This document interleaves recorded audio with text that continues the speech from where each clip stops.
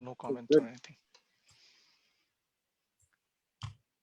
As you stay in the group page, see if it any pops up. I stopped the previous one, right? So let's Yeah, see. let me refresh the page.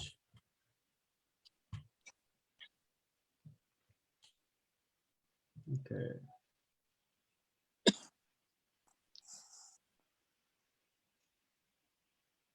Okay, I see us.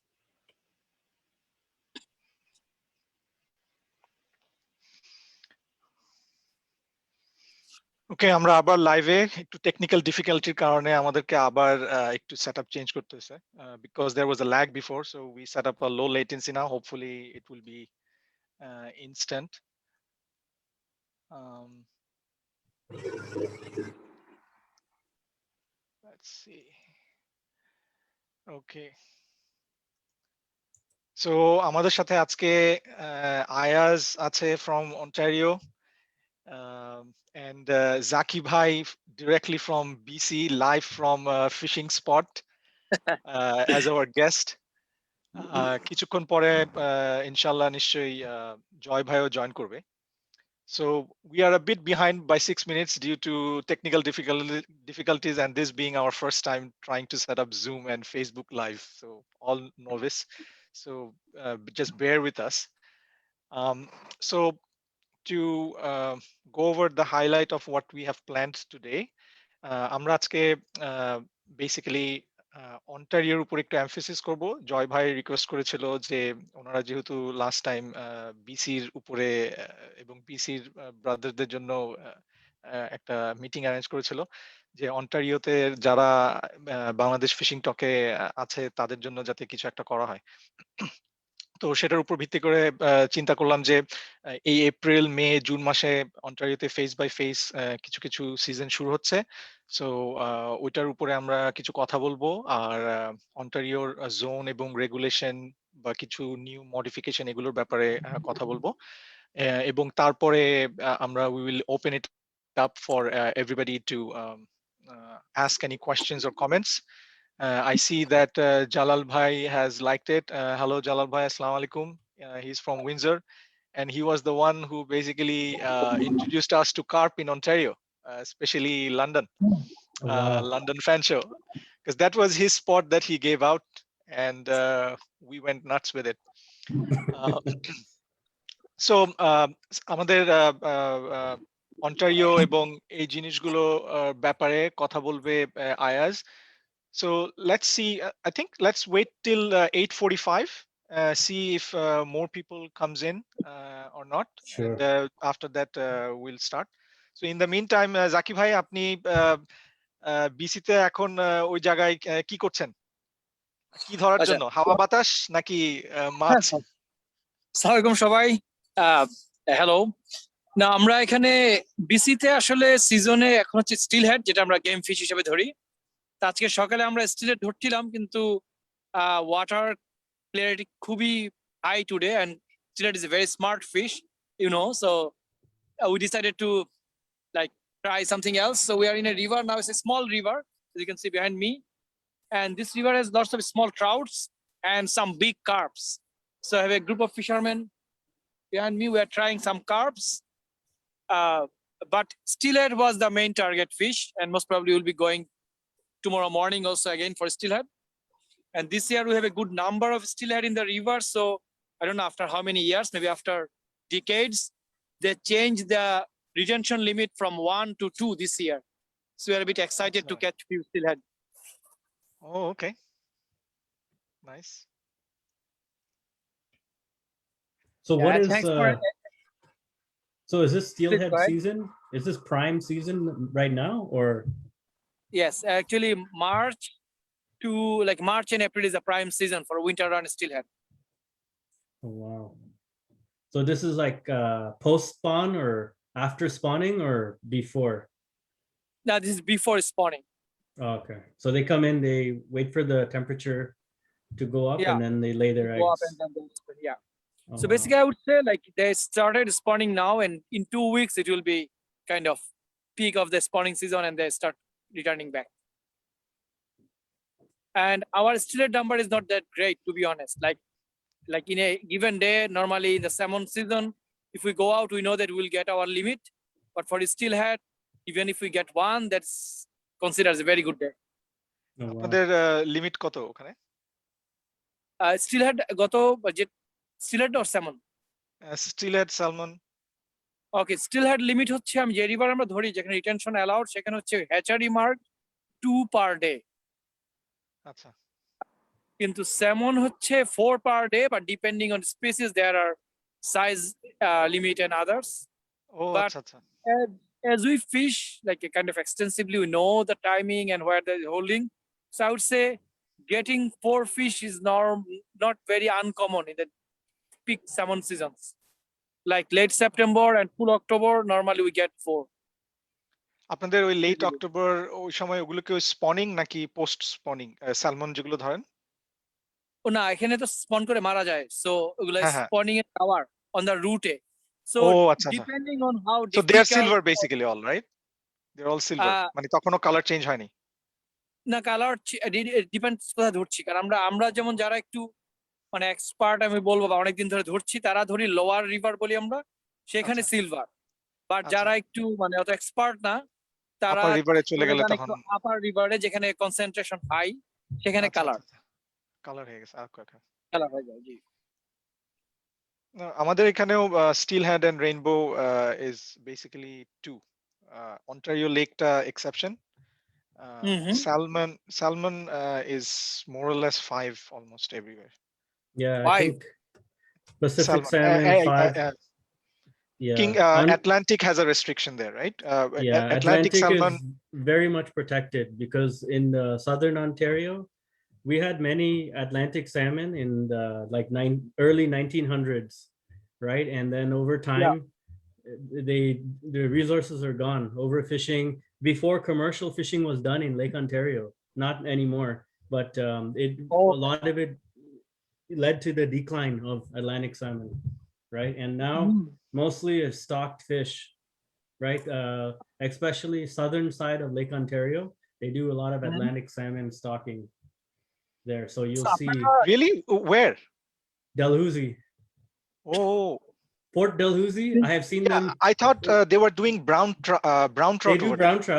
brown trout, but they have brood stock Atlantic salmon. They're already big, and they put them into the water. And I've seen them caught in front of my eye. Yeah. Okay, so আপনারা যে তেমন ধরেন রিভারে sorry লেকে, সেটা তাহলে কোন species মানে কোন Pacific, Pacific but very incidental. You will catch Atlantic, not as common, but in Very the rare. lakes, Very rare. in the lakes you will catch trout like steelhead, brown trout, lake trout. Some lakes up north you catch like brook trout, splake, and then we have the salmon. All the Great Lakes have salmon. And they are actually all stocked. এগুলো সবগুলো আপনারা stock All, yeah. Yeah. So we I have- ওরা thought that actually your fish are Atlantic salmon. Okay, so now it makes sense. Yeah. So we have natural reproduction, but most fish come from stocking, right? And it is completely put and take fishery for salmon. So because we have in Lake Ontario and I guess also Georgian Bay, every year they have like big salmon tournaments. Seasonal one is called the Great Ontario Salmon Hunt. Derby. And they have the weekly one, Silver Salmon Challenge, and a few other ones that run on weekends. And it's all catch and keep, right? Because the fisheries is basically our taxpayers, right? Okay, Based so on that. basically those you said those fish are stocked in a full grown fish or just a No. salmon fry? No, না ওটা Salmon Zaki ভাই fry. যেটা হচ্ছে যে আয়াস যেটা বলতেছে যে আমাদের এখানে তো ফার্স্ট অফ এগুলো সবগুলো স্টক করা, সো ওরা জি। মনিটর করে যে ব্রিডিংটা ন্যাচারালি কি পরিমাণ হচ্ছে। তো ওরা যখন Okay. দেখে যে seasonal breeding is actually taking care of itself, ওরা তখন স্টক কম করে। আর যদি দেখে যে না natural breeding is not taking care of enough fish that has been taken out, তো তখন তারা ওই রেটে স্টক করে। yeah, And they they have so stock for much a full data. grown fish. No, baby fish. Baby fish. Baby fish. Okay, okay, yeah, that makes আপনার sense. about like 6-7 inch or something like Yeah, that. little fry, little Yeah. A small little fries. fry. Okay, okay, yeah. Okay, so এবং basically they this is- grew. And this is done by the Ontario Ministry of Natural Resource along with support from private fishing clubs and organizations. Oh, Yeah. okay. Okay. Oh, good to know. This is a new information. সাথে And- we also have stocking of other species as well. আপনার pickerel is also stocked in many lakes. Again, same Mhm. thing. They monitor what is the natural reproduction rate. Yeah. And যে জিনিসগুলো stocking করে না সেটা হলো channel cat and carp. I mean, they are voracious anyways. They take care of themselves. Bass Yeah. is also taking care of itself, but walleye, salmon, trout, steelhead, splake, all the salmon species, yeah, Mhm. pretty much. they are carefully monitored and restocked. Okay. Okay. Yeah. It's 5:45 already, so maybe. Yeah, Ayaz, I guess hand over it to you. So Yeah, let's let me, continue with the discussion. will they be able to see my screen? Yeah, if you share screen, I Okay, think it let should me show up. first confirm that you can see my screen.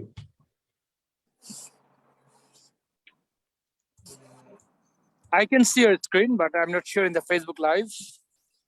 No, you in can, Facebook Live, I don't. I think it's coming. Yeah, because there is a time lag there. Okay.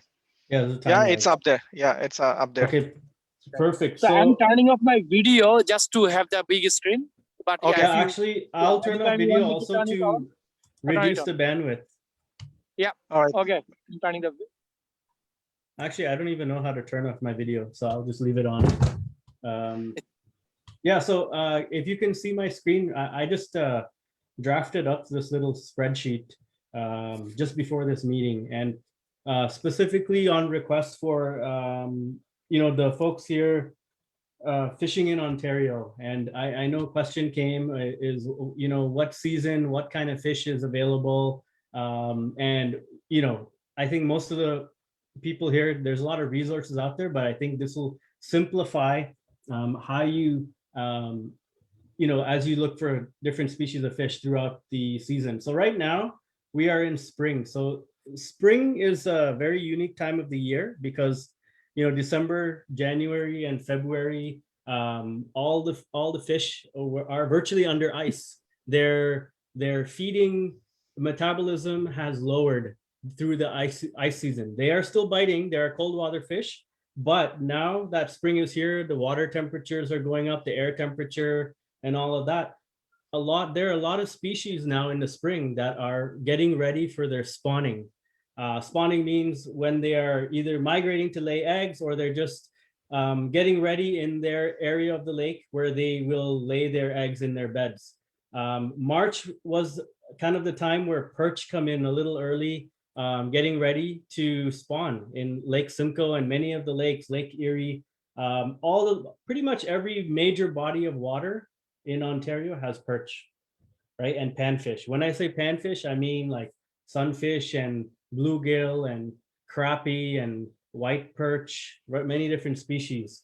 You have to be very careful in the spring because it is spawning season that some of these species are protected, right? So there are species that will temporarily be closed in the spring just to allow them to lay eggs and reproduce for their future generations, such as pike, walleye, which is also known as pickerel.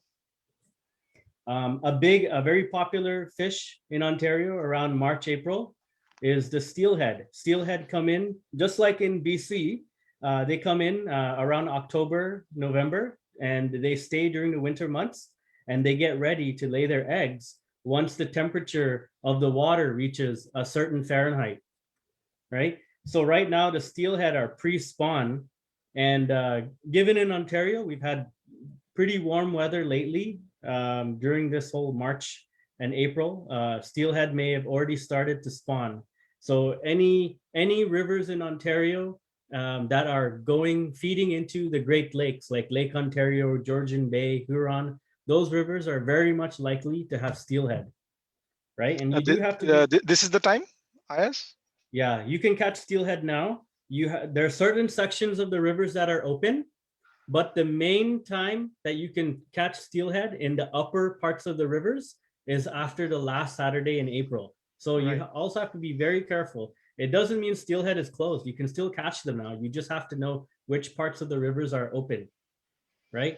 Especially river mouths right now. River Right, mouths are right, all open, right? But if you are very savvy and you go through the regulation guides, and I'll take you guys through it, you will find lots of sections of rivers that are open now. For example, in Mississauga, one of our major cities, Arundel Park is open year round.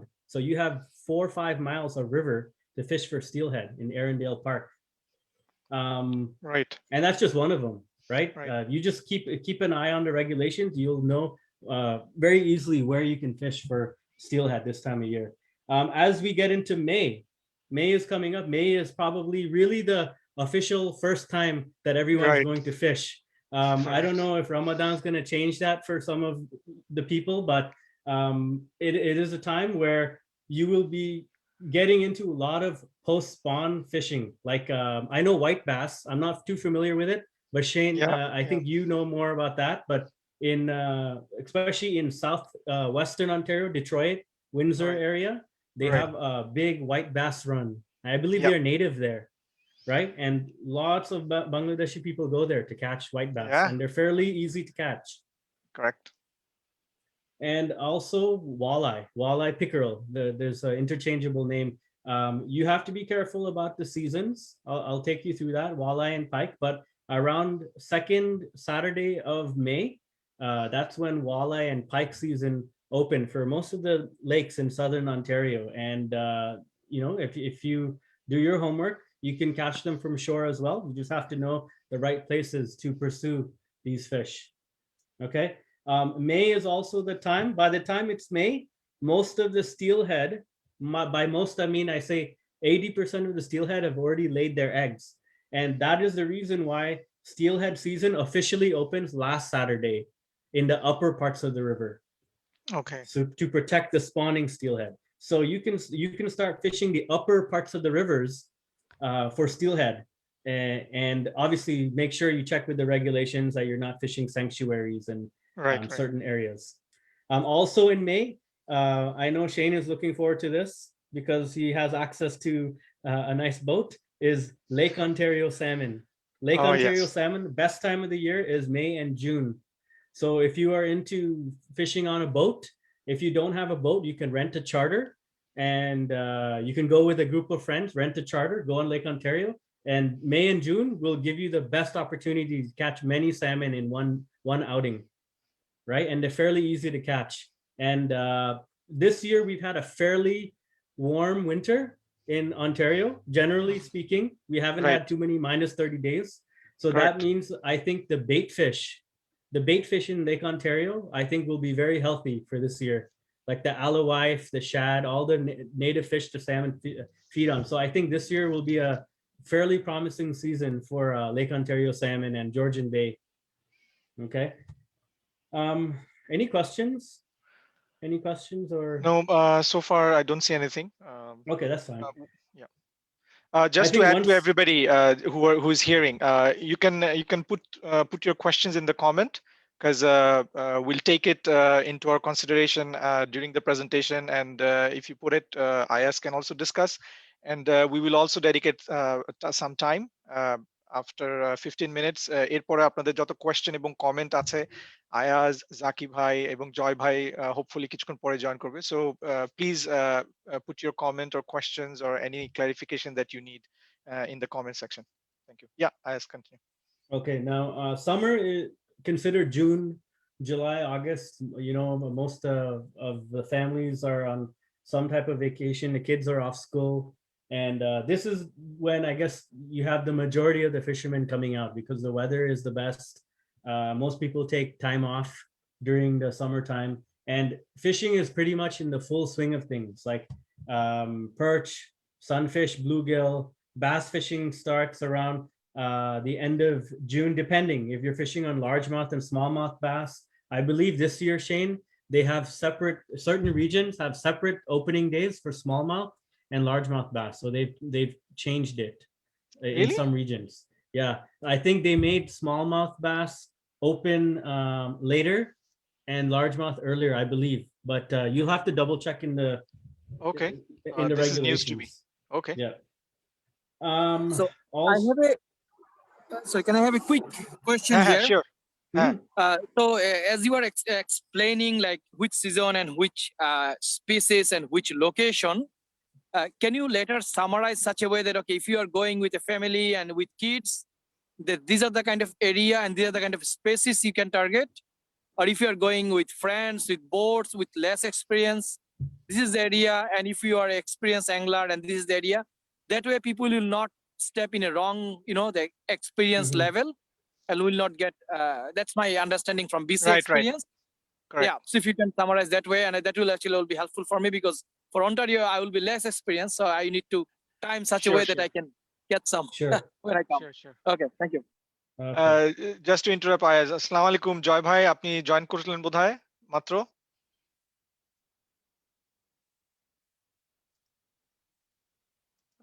জয় ভাই আপনার কথা শোনা যাচ্ছে না, he might be in mute. His Might audio. be muted here, right? Okay, that's fine. Ayaz, please continue. Maybe if Okay. it speaks up, we'll stop. Sure. Yeah. So June, July, August, summer months, and then you'll find that slowly, if you go, especially on Facebook, around the end of August, you'll start to see people posting pictures of salmon being caught from shore. And around the end of August, when the nights are getting a little colder, when I say cold, I mean 10 to 15 degrees. Well, more than 15, maybe like 10 to 12 degrees. The water cools down and the salmon start to come towards the river mouths, right? That is when you'll see a lot of people going around all the different river mouths, casting spoons or bottom bouncing with row bags, right? And looking for salmon. I do a lot of my fishing close to my house. I live, say 25 minutes from Port Credit in Mississauga. And I sometimes go at like 10 p.m. at night when it's a little colder. And I just cast with spoons and we catch salmon right from shore at Port Credit. So it's fun. It can be done from shore, but it's something that you'll have more luck in August when you go at nighttime because that's when the water is cooler. So I think what you mentioned about the steelhead from the river mouth, the same river mouth actually applies for the salmon at Same, the end of exactly. August, right? Yeah. Exactly the same place. Two Exactly. different time of the year. If anyone is fishing, যারা শোর থেকে মাছ ধরতেছে মের শেষের দিকে ওই একই river মাউথে, provided it's open, steelhead, and end of August is for shore salmon. Exactly. And also for steelhead, February, March, depending when the ice breaks. So most of the rivers, if you have a cold enough winter, has ice. As soon as that first ice breaks, if you head to the river mouth of any river that touches Lake Ontario, there will Right. always be steelhead there. And That's all you need to interesting. do is bottom bounce with a heavy weight and a floating row Okay. bag. And that's it. Okay, okay. Oh, that's interesting. So I once didn't- August is done, we start getting into the fall months, September, October, November. Best fishing of the year, in my opinion, is September, October, and November, right? All Really? the fish are gaining weight. They know winter is coming. For So prepare- yeah, right. just like animals that hibernate, they start to collect food. Fish start to metabolize food more. They start to eat, and they also start to eat bigger size food. So when you when you're fishing for like walleye, pike, muskie, you start using bigger bait because the fish are trying to eat as much as possible on as little energy as possible, right? So they want to be efficient. So that's where all the fishermen start fishing for like the bigger walleye, pike, and muskie around the fall time, right? But still available are all the fish of the summer: perch, panfish, bass.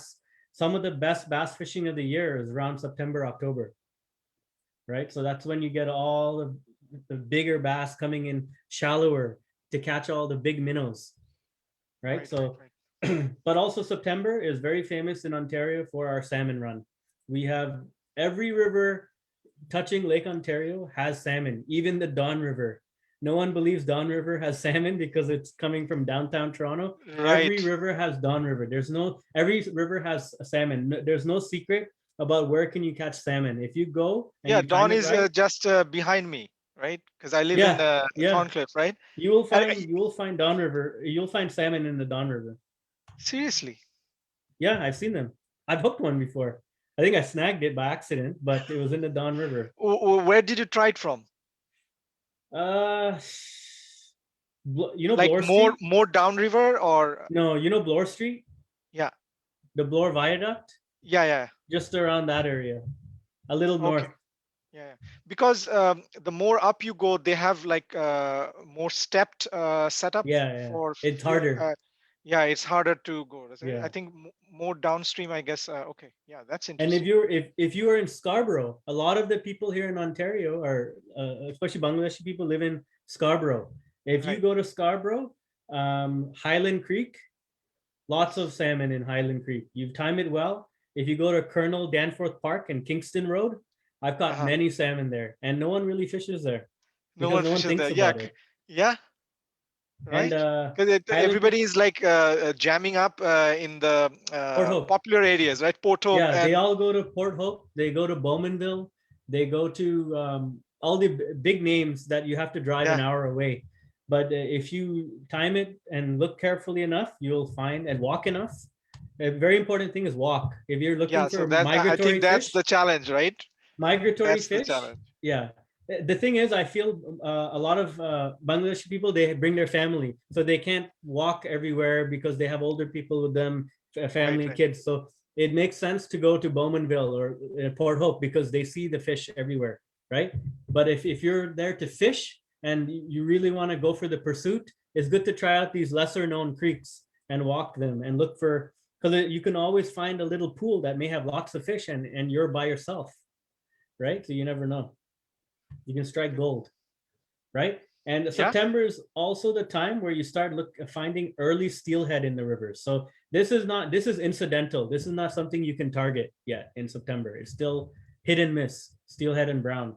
But you will get Chinook salmon and coho salmon here in September and also October, right? October is when you start to see more and more steelhead as the temperatures get colder, closer to 5 degrees, 6 degrees, right? Or 0 degrees. You're going to start seeing steelhead starting to come up the rivers. And they're just coming in. They're not coming to lay their eggs. They're coming in to start their migration.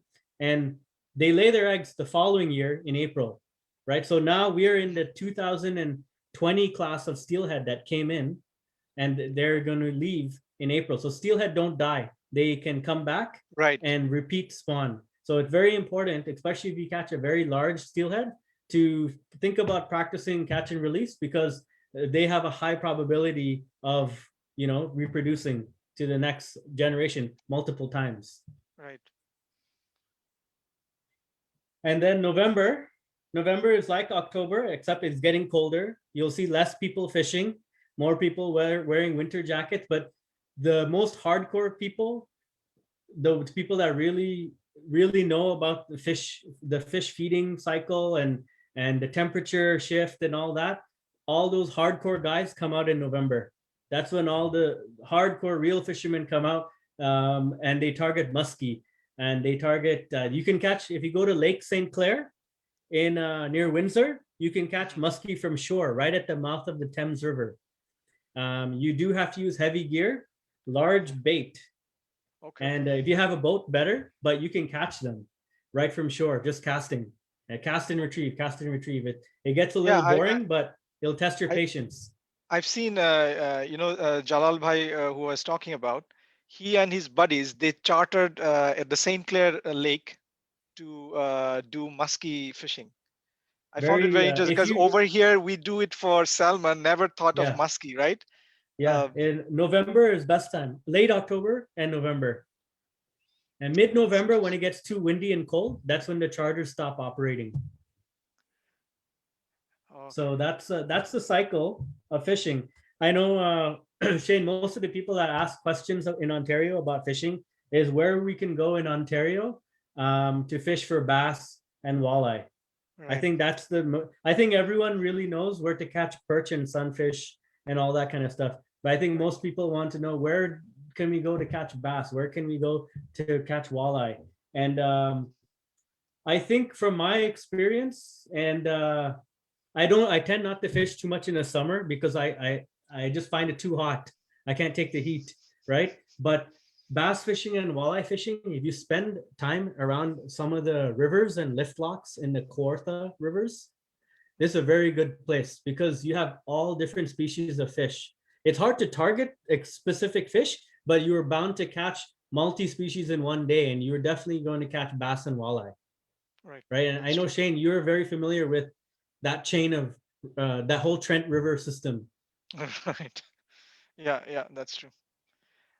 Joy Bhai, thank you for joining. আপনি You're মিউটে। on mute. আচ্ছা এখন এখন মনে unmute হয়েছি না হ্যাঁ। আমি এখন শোনা সরি যাচ্ছে। আমি সবকিছু রেডি করে সোফার ভিতরে আমি ঘুমিয়ে পড়ছি কখন আমি জানি না আমাকে জাকির ফোন দিয়ে বলতেছে যে জয় ভাই এই অবস্থা আচ্ছা। Sorry No, good. No, that's fine. Ayaz's sessionটা শেষ হওয়ার পরে inshallah we'll come back and have a chat about questions and comments. আচ্ছা অসুবিধা নেই Thanks for joining. সবাই ভালো আছেন এটাই এই তো আলহামদুলিল্লাহ। জাকি ভাই তো from on the spot Facebook live. হ্যাঁ জাকি তো এখনো মার করতেছে আমি আর বুঝতে পারিনি হ্যাঁ মনে হয় আবার আসবে হ্যাঁ না উনি ভিডিও বন্ধ করে আমাদের প্রেজেন্টেশন দেখতেছে। জাকি ভাই আমি আসলে আপনার সঙ্গে কথা বলার পরে আমি কেমন করে পাস আউট হয়ে গেছি আমি জানি না আমি ঘুমিয়ে পড়ছিলাম I thought that one. That's why I asked Alal to call. So we have the full team here.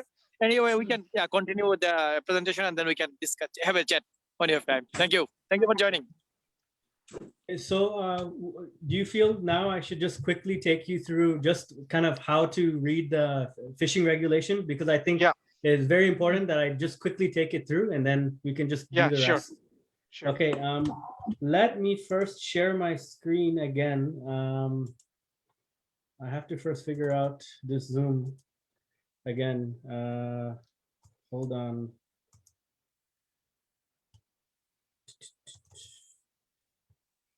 Okay, let me know if you can see my screen. Okay, let's see. There is a time lag. If it pops up or not.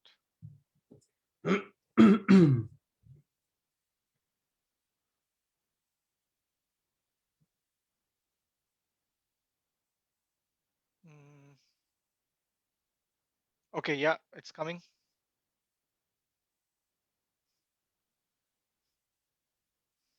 Can you see it on your Zoom, or are you looking on Facebook Live? No, I'm actually looking at the Facebook Live. What's showing up on Facebook? In Facebook Live, it will show eventually, but on Zoom, you can see it, right? I have so many screens, so I just kept our video and the Facebook Live to see that it's popping up there. I can see it in the Zoom. Yeah, it's okay. It's available in the Zoom. Okay, so I will firstly, when you're looking at the fishing guide, try to find. It's easier to use this on your computer, but you can use it on your cell phone as well. But I like to use it on the computer the night before I go fishing, right? If you need to reference it, keep it on your phone. So what I like to do when I read the fishing guide, there's one section that's most important to me. This page here. These are all the zones of fishing, okay? Ontario is split into many zones. Ontario is a very big province. So if you need to know what you can fish for, where you're fishing, you look here. For example, Shane and I, we live in Ontario, in southern Ontario, and let's just say we are fishing Lake Simcoe, this little lake right here. This lake here falls in zone 16. So all you have to do is go down to zone 16 and it will take you, I like to go here and just click right here, zone 16. And it will take me right down to that section right here. So zone 16, here's like a detailed map of this section of Ontario. So here's Toronto, right? This is where we live. And you can see where it's broken down to. So it's really important to just understand where you're fishing. Because, for example, if I know I'm going to fish in Lake Simcoe, right? And in zone 16, all I need to know is I go to this page and I'll zoom in. I'll zoom in here. And I go into the zone and I look, for example, let's say it's July and I want to go on a picnic and I know there's going to be bass. I want to know if I'm allowed to fish for bass where I'm going fishing in Lake Simcoe. And I know if I'm fishing for largemouth and smallmouth bass, that the season opens 4th Saturday in June to November 30th. So 4th Saturday in June means, if you see my screen, it means it is going to be on June 26th, which is the 4th Saturday of June, essentially. Okay, so that's when season is open. Now, when you look at that part is important, but there's another part you need to go through is the species exception. This section here, every region or zone has an exception. Like maybe one lake specifically is off limits, or maybe there's a specific time in one lake where no fishing is allowed, is prohibited. So this makes sure that you don't accidentally get caught fishing in an area that is off limits, right? Because sometimes if you were fishing somewhere, you think it's open and you later find out that it's closed. If a conservation officer finds you fishing there, it's not an excuse because everything is in the guidelines. So they use this as the holy grail at the end of the day. So for example, if I go under species exception, I want to see in zone 16, is there anything for bass? So there's some exceptions here for brook trout, brown trout, Atlantic salmon, Pacific salmon. I'm going to keep scrolling. I see walleye, but it doesn't look like there's any exception for bass. There's exceptions for other species, but we're okay for bass. Now, the next thing is just go here for water body exceptions. So some areas might be closed or may have a sanctuary or just a place where you're not allowed fishing. So just good to scroll through here. Let's see if Lake Simcoe has something here. So right here, I find something for Lake Simcoe, Lake Couchiching, which is connected to Lake Simcoe, and the Trent Canal system, right? And it tells me certain things. I know, Shane, the other day you found some people post something about perch fishing, and some areas of the Trent system is closed, right? And so it's important that you know that some areas may be closed at a certain time of year, right? So Lake Simcoe, for example, lake trout is open from January 1st to March 15th, but then it closes after March 15th and then opens again on the second Saturday of May to September 30th. And the reason why it's closed between March 15th to the second Saturday of May is because that is the prime spawning time for lake trout. And they want to make sure the lake trout population, which has actually recently been declining in Lake Simcoe, that it starts to get healthy again. So they'll make exceptions just to help improve the fisheries for the long term. So it's important you understand that. Also perch. Perch is very popular. Lots of Bangladeshi people talk about perch fishing in Lake Simcoe. So it's important you know that the limit, right, is 50 in one day. Right? That's a lot, right? Possession limit. So this is for a full license, I think, right? Yeah. And with conservation license, the limit is 25. And 1 day possession limit of 50. Yeah, I think I'll talk about that later on because people has a confusion between the daily limit versus possession because there is a big difference between the daily limit and the possession. Okay. So keep in mind, so when, again, just kind of covering this again real quickly. I know I went over that, pretty quickly just because of time. But let me, my internet is kind of slow here. So just keep in mind, when you're looking for a place to fish in Ontario and you want to know if the season is open, reference this map. Look for where you're fishing. So if you know you're fishing in zone 16 or zone 17 or wherever you're fishing, just go to that specific zone on the guide. It's important that you know your body of water because you have to know where you're fishing, else you won't be able to know, what you're, that's the most fundamental thing. Know the river you're fishing or lake. Know the species you're fishing for. If you don't know what you're going to catch, it's not your fault because you can catch anything. But as long as you know, if you catch it, if you know it's out of season, you have to take it off, release it harmlessly back into the river or lake, right? So sometimes you can't help it, right? Everyone's done it. I've done it. I've caught fish out of season. I let it go, right? So go through, reference this to know what your limits are, but also go through your species exceptions just to make sure those one-off situations where you might not be able to fish for a certain species at a certain place, okay? And then also your water body exceptions, just in case. Just be careful, better safe than sorry at the end of the day. Yeah, right. All right. Okay, you're done, Ayaz? Yeah, I think Thanks a I'm lot. done. Okay. Unless you guys have any questions. No, I don't see any questions so far. A few comments. We'll cover that after the Sure. session. So if you can stop sharing, then everybody can come into the main screen of the Zoom. Okay. Yeah, thanks, Okay, so Ayaz. Zaki ভাই একটা প্রশ্ন করছিল, সেটা হলো যে অন্টারিওতে যদি family friend নিয়ে কোথায় ফিশিং করতে যাওয়া যেতে পারে, যেখানে মোটামুটি সব রকমের মাছ ধরা যেতে পারে, এবং নিয়ম কানুন কি, এবং কোথায় গেলে মোরলেস কেউ খালি হাতে ফেরত আসবে না। So to answer that question, um, any Ontario-te approximately close to hundreds, not hundreds, close to 100টার মতো লক সিস্টেম আছে। তো প্রত্যেকটা লক সিস্টেমেই ফিশিং করা সম্ভব, এবং যেটা আয়াজও কিছুক্ষণ আগে বলছিল যে প্রত্যেকটা লকে সব রকমের স্পিসিস পাওয়া যায়।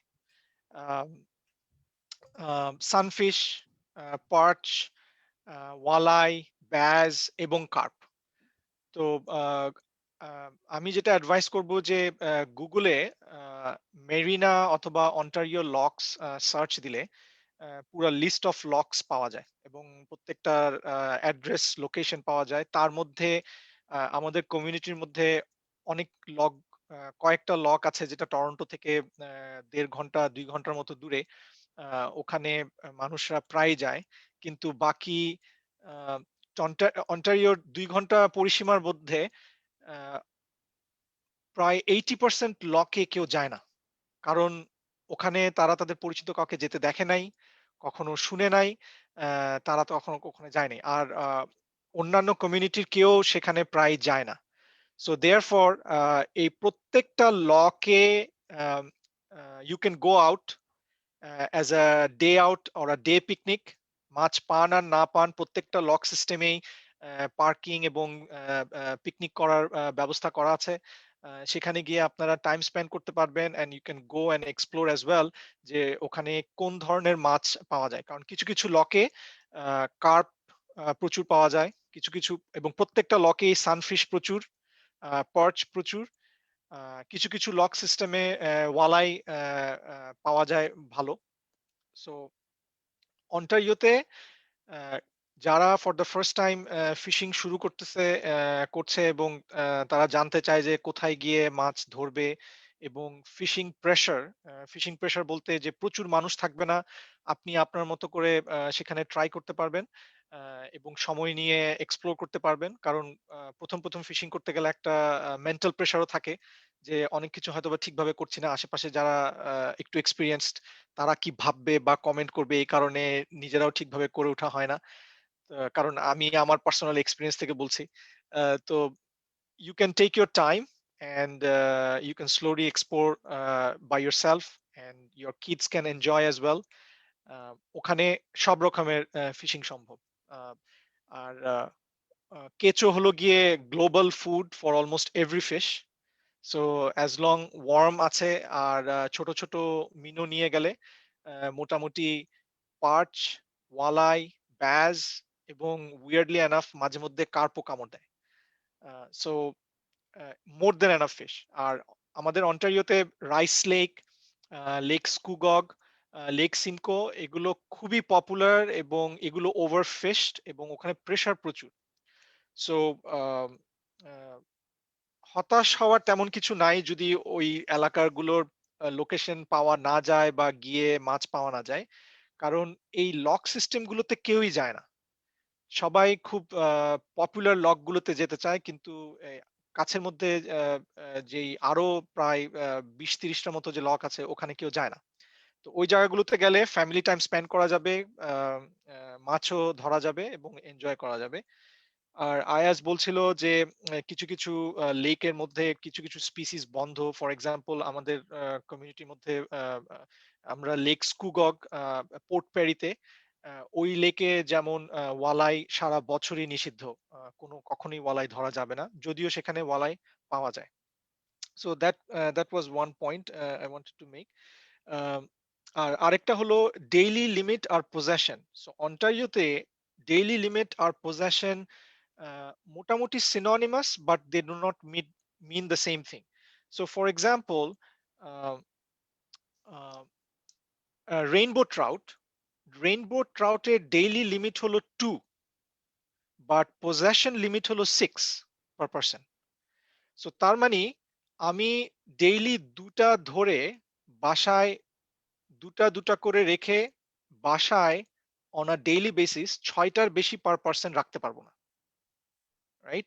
সো তার মানে কিন্তু একটা বেনিফিট হলো যে আমার বাসায় যদি আমার বাচ্চারা থাকে, I can kind of take their quota into account as well, because in legally speaking যে আমি কিছু ফিশ তাদেরকে গিফট করে দিলাম।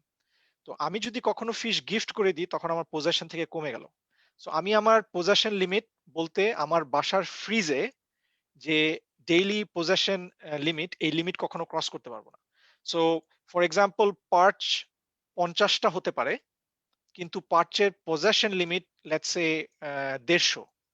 তো তার মানে আমি 50 করে 3 দিন যদি ধরি এবং আমার বাসায় যদি 150টা হয়ে যায় ফ্রিজের মধ্যে, তাহলে আমি 150টা কখনো ক্রস করতে পারবো না। সো আনলেস আমি 25টা খেয়ে ফেলছি, তারপরে আমি আরো রিপ্লেনিশ করতে পারবো। সো এটা আমাদের মাথায় রাখা খুব প্রয়োজন। হোপ এরকম এক্সট্রিম সিচুয়েশন শুনি নাই যে কখনো এমএনআর এসে বাসায় কারো ফ্রিজ চেক করেছে, unless they were informed. But if they are informed, they actually do not require a warrant to get into your house to check fish. So we need to keep that in mind as well. But বাসায় যদি বাচ্চারা থাকে এবং ওয়াইফের জন্য যদি licence করা হয়, so then your household possession limit actually increases by a lot. And I think this is more than enough for a family for the whole year to enjoy fish of any species. So অন্টারিওর জন্য অতটুকুই ছিল আজকের জন্য। So আমরা এখন move করি আমাদের BC থেকে গেস্ট জয় ভাই এবং জাকি ভাইয়ের দিকে। Ayaz for the moment took a break. He will be back shortly. So Zaki ভাই এবং জয় ভাই, আপনাদের সোফার শোনার পরে কিছু কোনো কমেন্ট অন্টারিওর ব্যাপারে আছে কিনা? জয় ভাই তো অলরেডি মাঝখানে একটা কোশ্চেন করে ফেললো এবং important question. Very good. It seems like he has some plan to come to Ontario with family and do some fishing. Yes. Thank you, Chanele Bhai, for answering these important, I would say, questions or information. Yeah, there's the limits are very important, especially position limit and daily limit. And I don't know how severe the fine or like any legal actions are. Like in BC, we have, I think, reported highest fine was $56,000 for keeping sturgeon out of limit. So you need to be careful. It can be very high, depending on the how big the offense is. And I am surprised to hear that you have so many lots. You call lots or loft? Lock. So Lock, আমাদের okay. আপনার, হ্যাঁ, আপনাদের ওখানে lock আছে? No, আমাদের এখানে নাই। So আমাদের এখানে অন্টারিওতে তো প্রায় আপনার 2 লক্ষের উপরে লেক। সো অন্টারিওতে is more than 200,000 lake, small and big. Okay. So Yeah. আমাদের সাউদার্ন এবং সেন্ট্রাল অন্টারিওতে আপনার, আমি এক্সাক্ট নাম্বার জানি না, যেহেতু 100-র কাছাকাছি লক, তো তার মানে আপনি ধরতে পারেন 200 লেক। সো দ্যাট মিনস কারণ Okay. Every lock connects 2 lakes. So এখানে Oh, লেকগুলা okay. আপনার হাইটে ডিফারেন্ট। সো আমাদের Yes. এখানে যেমন ধরেন একটা লক আছে যে লকের লিফট সিস্টেম আপনার 110 ফিট। So Wow. উপরের লেকটা হ্যাঁ। 100 ফিট উপরে আর নিচের লেকটা 100 ফিট নিচে। Wow. সো ওরা এই লকের মাধ্যমে নৌকাগুলোকে আসতে যেতে সাহায্য করে। Okay. তো আপনি চাইলে, এই কারণে অন্টারিও আমেরিকান অনেকে আমেরিকার অন্টারিও লেক থেকে ঢুকে আমাদের এই লক সিস্টেম আমাদের গ্রেট লেকস সবগুলো ট্রাভেল করতে পারে। Oh, So it's every amazing. lake is connected and takes you to all the great lakes. Oh, yeah, it's amazing. That হ্যাঁ, must be a nice yes, trip. and এবং এটার মাধ্যমে তারা আপনার flooding সিস্টেমটাও control করে, water লেভেলটাও control করে। কারণ এই যে Okay. উইন্টারের পরে যখন হয় তখন আপনার প্রত্যেকটা Mhm. লেকের ওয়াটার লেভেল বেড়ে যায়। ওরা ওইটার Okay. মাধ্যমে এগুলোকে আপনার গ্রেট লেকস গুলোতে ট্রান্সফার করে। যেমন আপনার Mhm. 2 বছর আগে এত বৃষ্টি হয়েছিল যে আমাদের অন্টারিও লেকের water level was about a feet or more than normal. যে কারণে Oh, অন্টারিওর শোর লাইন গুলোতে কিছু ফ্লাডিং হয়েছিল। এবং কারণ okay. লক সিস্টেম গুলো এনাফ ওয়াটার আটকায় রাখা সম্ভব ছিল না, কারণ এত পানি আসছিল যে তাদেরকে এগুলো Mhm. ছেড়ে দিতে হয়েছিল। সো এই So এই লক সিস্টেম লকগুলোতে গুলোতে মাছ আপনার প্রচুর মাছ। sorry, এই লকগুলোতে প্রচুর মাছ, I guess, because the water is flowing there. Okay, and exactly, then actually, yeah, after hearing that one, that only few popular ones are crowded, but others are not explored. This is actually exactly, same scenario here in BC. Also, we have so many places to fish depending on which river you are going. But you'll Correct. see only the known place where you had that okay, Omuk Bhai caught one carp there. The next day you see 10 car parks, and people are trying only 100 feet spot, but it's not the case. For right, me, I found that actually finding a new spot of your own is more fun. And yes, normally, like, yeah, you can get skunked. I don't know. Do you use the term skunked in Ontario? Like, if you don't, yeah, if you don't catch a fish in a outing, we call it skunk. Okay, okay, okay, But আচ্ছা, but আচ্ছা, finding a new location and then getting successful is like rewarding.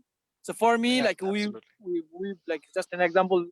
Today I'm fishing in a spot where nobody fished before. The grasses are still green. So basically, no fisherman comes here, and I and right, Joy Vai got so much successful in carp fishing here that we see more and more people coming and only sitting in this spot. But fish are moving out with the water level and right, everything. Right, They need right, to try new place. So I think, yeah, we definitely need to encourage new fishermen, especially that go and try a new spot. Eventually, you'll find a spot where you have a successful day, and that way it will be more, it's more fun for at least for my experience. Absolutely. এবং মানুষের মধ্যে একটা misunderstanding হলো যে কেউ যদি একটা জায়গায় মাছ পায় তার মানে তারা গেলেও খুব সম্ভবত মাছ পাবে, এবং হ্যাঁ, কেউ প্রশ্ন করে না যে আসলে মাছ পাওয়াটার জন্য কি করতে হয়েছিল, রাইট? ঠিক। তো মানে if you do not know the science and the knowledge behind the effort, Yeah, then doesn't matter সবাই বসে থাকলে ওখানে যে মাছ পাবে তা কিন্তু না। আচ্ছা ভাই, এবং রাজি হয়। এমনও হয়েছে যে it's a challenging spot. So hmm, hmm. like engineering had to be done so that the fish comes Yeah, to you. You yeah, had to be creative. তো yeah, এবং you got a big fish, maybe a yeah, couple of them, and every time you had to do the same thing to that yeah, creative thing to get the fish. এবং সবাই ধারণা করছে যে তারা গেল বোধহয় পাবে, এবং তারা গিয়ে পায় নাই। এবং then you hear the complaint যে কি ভাই কোন জায়গায় পাঠালেন, ওখানে মাছ পাওয়া যাচ্ছে না, মাছ পেলাম না, কি so but the fact that you actually learn, have to do those things, understand the situation and improvise, এটা সবাই ঠিক বুঝে ওঠে না। yeah.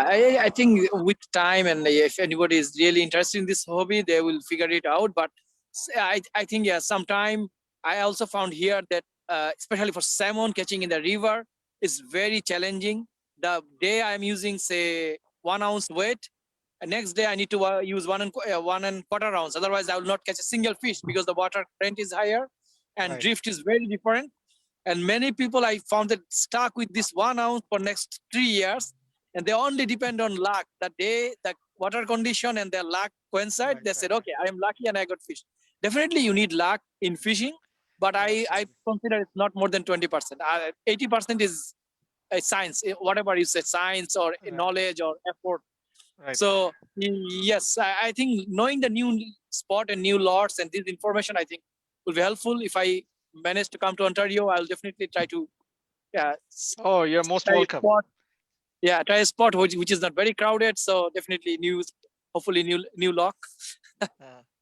Yeah. আমি তো মানে আপনাদের দুজনকে দেখে তো মানে আমি every single time is like jealous যে আপনারা বিসির এত সুন্দর সুন্দর রিভার গুলোতে যান, আর মানে আপনাদের মেজরিটি হলো গিয়ে কার্প, স্টিল, সরি, স্যালমন এবং steelhead, right? Yes, Uh, we're lucky to have this is for the first time I'm seeing that you guys are catching carp. I'm like, okay, this is a breath of fresh air, actually. but it seems যে আপনারা কার্পকে ওইভাবে treat করছেন যেভাবে আমরা এখানে salmon আর still হেডের জন্য পাগল। Yes, because carp is so rare here that okay, we said okay, we have Exactly. 2 weeks of carp. I will catch it. No, I'm actually very lucky to have Joy Vai, and we have few other friends like 2-3 more in the group because this group guys are very resourceful, hardworking, and like you'll be surprised to hear that I and Joy Vai actually don't eat fish. I আচ্ছা, rarely আচ্ছা। eat fish. Joy Vai almost don't bite fish, but like, but we catch fish because I think that's help us to focus on the science of catching instead of Right, right. dreaming about how it will taste in the plate. I'm not saying it's bad, but I think that's kind of free our mind from one Yeah, pressure. Yeah, and I'm actually lucky to have a good group. So yeah, if you can find a few friends, good group, that's absolutely, I would say, amazing the fishing experience. আপনাদের বিসির গ্রুপটা is really nice, very close knit and very resourceful, এবং I think Yeah, that we were helps a lucky to lot, have কারণ that. আমাদের Ontario তো অনেক বড়। So আপনারা সবাই যে যাচ্ছেন and you're taking care of the place around you, keeping it clean and concerned about the regulation, it's really good and encouraging. And this is a Yeah, big we challenge are, actually in Ontario, not just within our community, a bigger fishing group in general yeah, and I in understand. Ontario. On the bit more population there, হ্যাঁ, মানুষ বেশি থাকলে আর কি যেটা হয়, you always have the pros and cons and some some concerns. yeah, like only 2% people can make this sports a bit ugly, but yeah, that's we're fortunate here that we have so far a good experience for sure. But yeah, if any of you want to fish for salmon, you are welcome to join us. I would say first week of October is the best time for, I would say, if you are not experienced fishermen, but if you are experienced fishermen like you, like other few of you, you should come mid-September because that time we have the biggest kings coming. Difficult to আচ্ছা, catch, আচ্ছা। very difficult to land. But if you get one, you will remember it's a lifetime experience. And some days we get 12, 15 actually. So Nice. yeah, those are crazy days. I think one of my friend like Alaul, you saw his, I think his post always, he Yeah, burned 50 to 100 calorie one day by catching spring. So we were eating wow. like gluten. Maybe we ate 3 plates of biryani. Still at the end of the day, we are very hungry. No, I can understand that because ওই আমরা Ontario লেকে গত বছর তো for the first time boat নিয়ে Ontario লেকে fishing করছি, and মানে ওখানে একটা মাছ ল্যান্ড করানোর পরে আর আপনার এনার্জি থাকে না, কারণ বোট মুভ করতেছে আপনার একটা 5 কিলোমিটার স্পিড বিকজ ওই ট্রোলিং এর জন্য, আবার ফিশ Yeah. অপোজিট সাইডে যাচ্ছে এবং Yes. আপনার 400 ফিট লাইন নিয়ে চলে যায়, এবং বড় Yeah. লেকে বুঝতে পারছেন যে salmon is giving the best it can.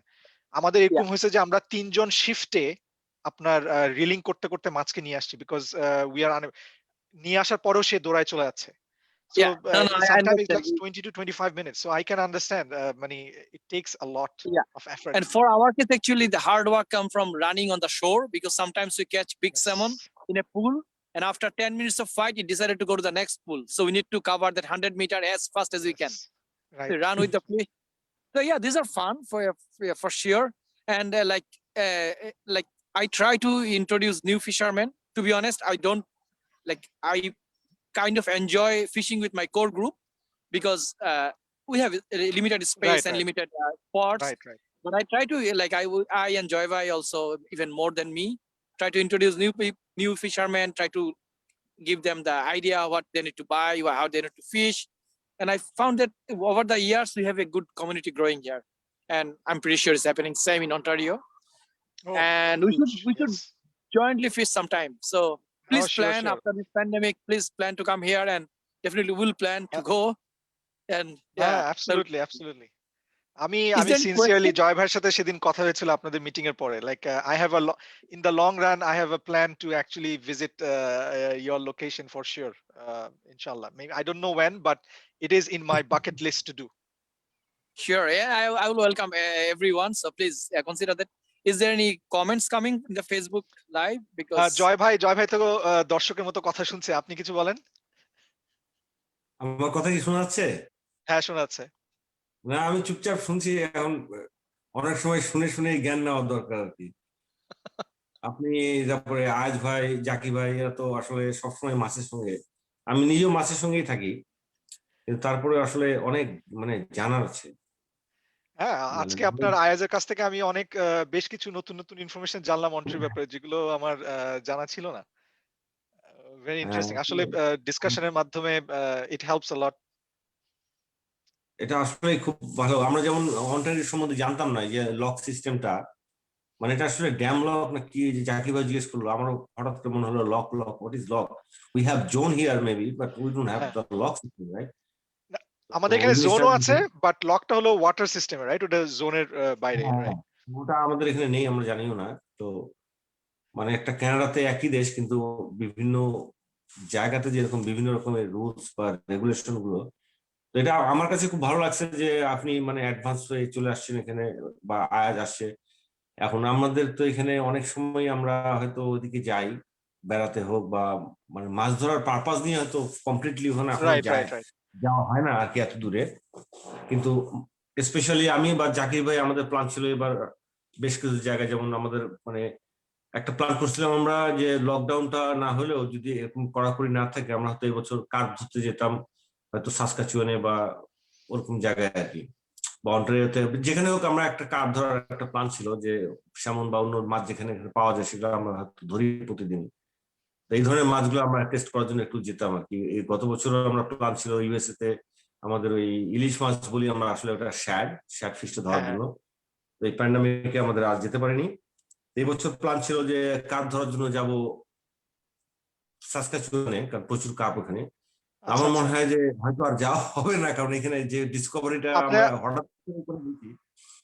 আপনারা কি তো সাসকাচুয়ানে প্রায় যেতেন নাকি মাত্র শুরু করলেন না গত না, আমরা বছর এই থেকে? বছরই প্রথম মানে টার্গেট ও করছিলাম যে কার্প আচ্ছা, আচ্ছা, ধরতে আচ্ছা, আচ্ছা। কেমন লাগে বা কেমন হয় আর কি। কারণ বৃষ্টিতে আসলে কার্প ফিশিংটা, এখন বৃষ্টিতে আসলে কার্প নাই, খুবই কম, খুবই রেয়ার, দুই একটা জায়গাতে। আমরা এখন যেখানে ধরতে যাই সেখানে আসলে কার্পটা আগে থেকে হয়তো ছিল, এরকম আমাদের আনএক্সপ্লোর ছিল, কেউ So এক্সপ্লোর আমি করিনি। আমি এখানে selfishly interfere করব. So next time when হ্যাঁ, you're planning to go to Saskatchewan for carp, because Saskatchewan is kind of in between for us from Ontario and BC. So let me know if I can arrange. I will come for sure. Inshallah. আহ, আমার মনে হয় যাওয়া দরকার, এবং আমরা হয়তো অন্টারিওতে যাব কোনো এক সময়, কিন্তু অন্য মানুষ হয়তো বেড়াতে যেতে চায় বা অন্য কিছু, আমাদের মেইন উদ্দেশ্যটাই হবে মাছ ধরার। হ্যাঁ, absolutely, no problem, no হ্যাঁ, problem. আমার আমার কোনো সমস্যা নেই, এখান থেকে আসলে অন্টারিও প্লেনে করে 5 ঘন্টা লাগে। আমরা ড্রাইভ করে 8 ঘন্টাও ড্রাইভ করে মাছ ধরতে গেছি, তাহলে 5 ঘন্টা ফ্লাই করে মাছ ধরতে যাওয়াটা আসলে আমার কাছে মনে হয় যে আমি খুবই। আমি আমি যখন বলছিলাম যে আমি আপনাদের বিসিতে আসবো, I'm thinking of driving all the way, making it a cross আপনার, Canada driving tour. হ্যাঁ, বুঝছেন? আপনার ড্রাইভ করার দরকার নেই, আপনি যে কোনো মুহূর্তে আসবেন, ল্যান্ড করেন বা যাই করেন। আমি আছি, জাকির No, ভাই আছে আমার আমাদের আসলে ড্রাইভ করতে down। খুবই ভালো লাগে। মানে to এবং explore শুধু the মানে landscape. আপনি না, আমাদের, আপনার যদি কোনো কারো রিকমেন্ডেশন থাকে বা বিসিতে আসতেছে বা হয়তো মাছ ধরতে আসবে বা গ্রুপ নিয়ে আসবে, আমাকে Sure. জানালে হয়তো Thank you আমার very much. মানে অ্যাকোমোডেশন হোক, ফুড হোক, আমাদের এখানে মানে অ্যারেঞ্জ করতে পারবো। Inshallah. এটা Thank মানে you. আমাদের সম্ভব। Thank you. আমি জাকি ভাবছি ভাই আমাদের আপনি লাইভ মিউট। ফেসবুক লাইভে কোনো কমেন্ট এসেছে কি, মানে হ্যাঁ, হ্যাঁ, অন্য হ্যাঁ। পার্টিসিপেন্টরা? আমি এখন কিছু কমেন্ট দেখি। আপনার জালাল ভাই ইনফরমেশন শেয়ার করলো। জুন সেপ্টেম্বরে সেন্ট ক্লেয়ারে মাস্কি খুব পপুলার, কারণ ওনারা তখন চার্টার করে ওখানে মাস্কি ধরতে যায়। আর জালাল ভাইয়ের কিছু ব্যাকগ্রাউন্ড দেওয়া প্রয়োজন। মানে I think I would say যে he is the pioneer who started the craze in Facebook, especially for Ontario, in the Bangladesh community, মানে to go crazy with fishing. So BCC being fishing club, he was the first person who posted like a disastrous ছবি, যে approximately বোধ হয় 15টা না 20টা carp উনি ক্রিমিনালের মতো ঘাসের মধ্যে রেখে উনি ছবি তুলে পোস্ট করছে। এবং এই পোস্ট করার পরে এভরিবডি ওয়েন্ট নাটস, কারণ বড় বড় ফিশ। এবং কিংসভিল এবং এই আমাদের এই লন্ডন ফ্যান শো যেটা খুব পপুলার হয়ে গেছে, এটার পেছনে জালাল ভাই is one of the person who actually made everybody hooked up with fishing. Thank you very much. ও, জালাল ভাই কারেক্ট করছে, 28 carps. So you 28? can, My 28. goodness. Within a day, Wow. মানে একদিনে ধরছে উনি একা। হ্যাঁ, জালাল ভাই ওগুলি কি কিংসভিল থেকে ছিল নাকি লন্ডন থেকে ছিল? জালাল ভাই কমেন্টের জন্য ওয়েট করি। আর তারপর এখানে আর অনেকেই এখানে কমেন্ট করছে দেখলাম। সিদ্ধাতুল মুনতাহা ভাই, হ্যালো। জাভেদ ভাই একটা প্রশ্ন করেছে। উনি লন্ডন থেকে 28টা কার্ভ ধরছে একদিনে। ইয়েস। আচ্ছা, লন্ডন, অন্টারিও, অন্টারিও। সো আমাকে আসলে জালাল ভাই বিট করছে বিকজ আমি আমার ফ্যামিলি নিয়ে 2018-তে আপনার 3 ঘন্টায় 26টা ধরছি। সো ও হ্যাঁ, সো অ্যাকচুয়ালি ইটস বাট এখন কিন্তু প্রেশারের কারণে it has gone down.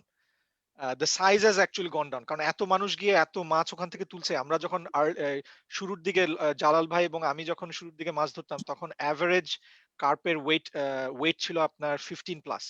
So আমরা 18, 20, 21 এরকম পেতাম। তো তার মানে বুঝতে পারতেছেন 26টা যে ধরছি এগুলি সবগুলো 15 প্লাস। মাই মানে goodness. 15 pound plus, yes. Huge curve.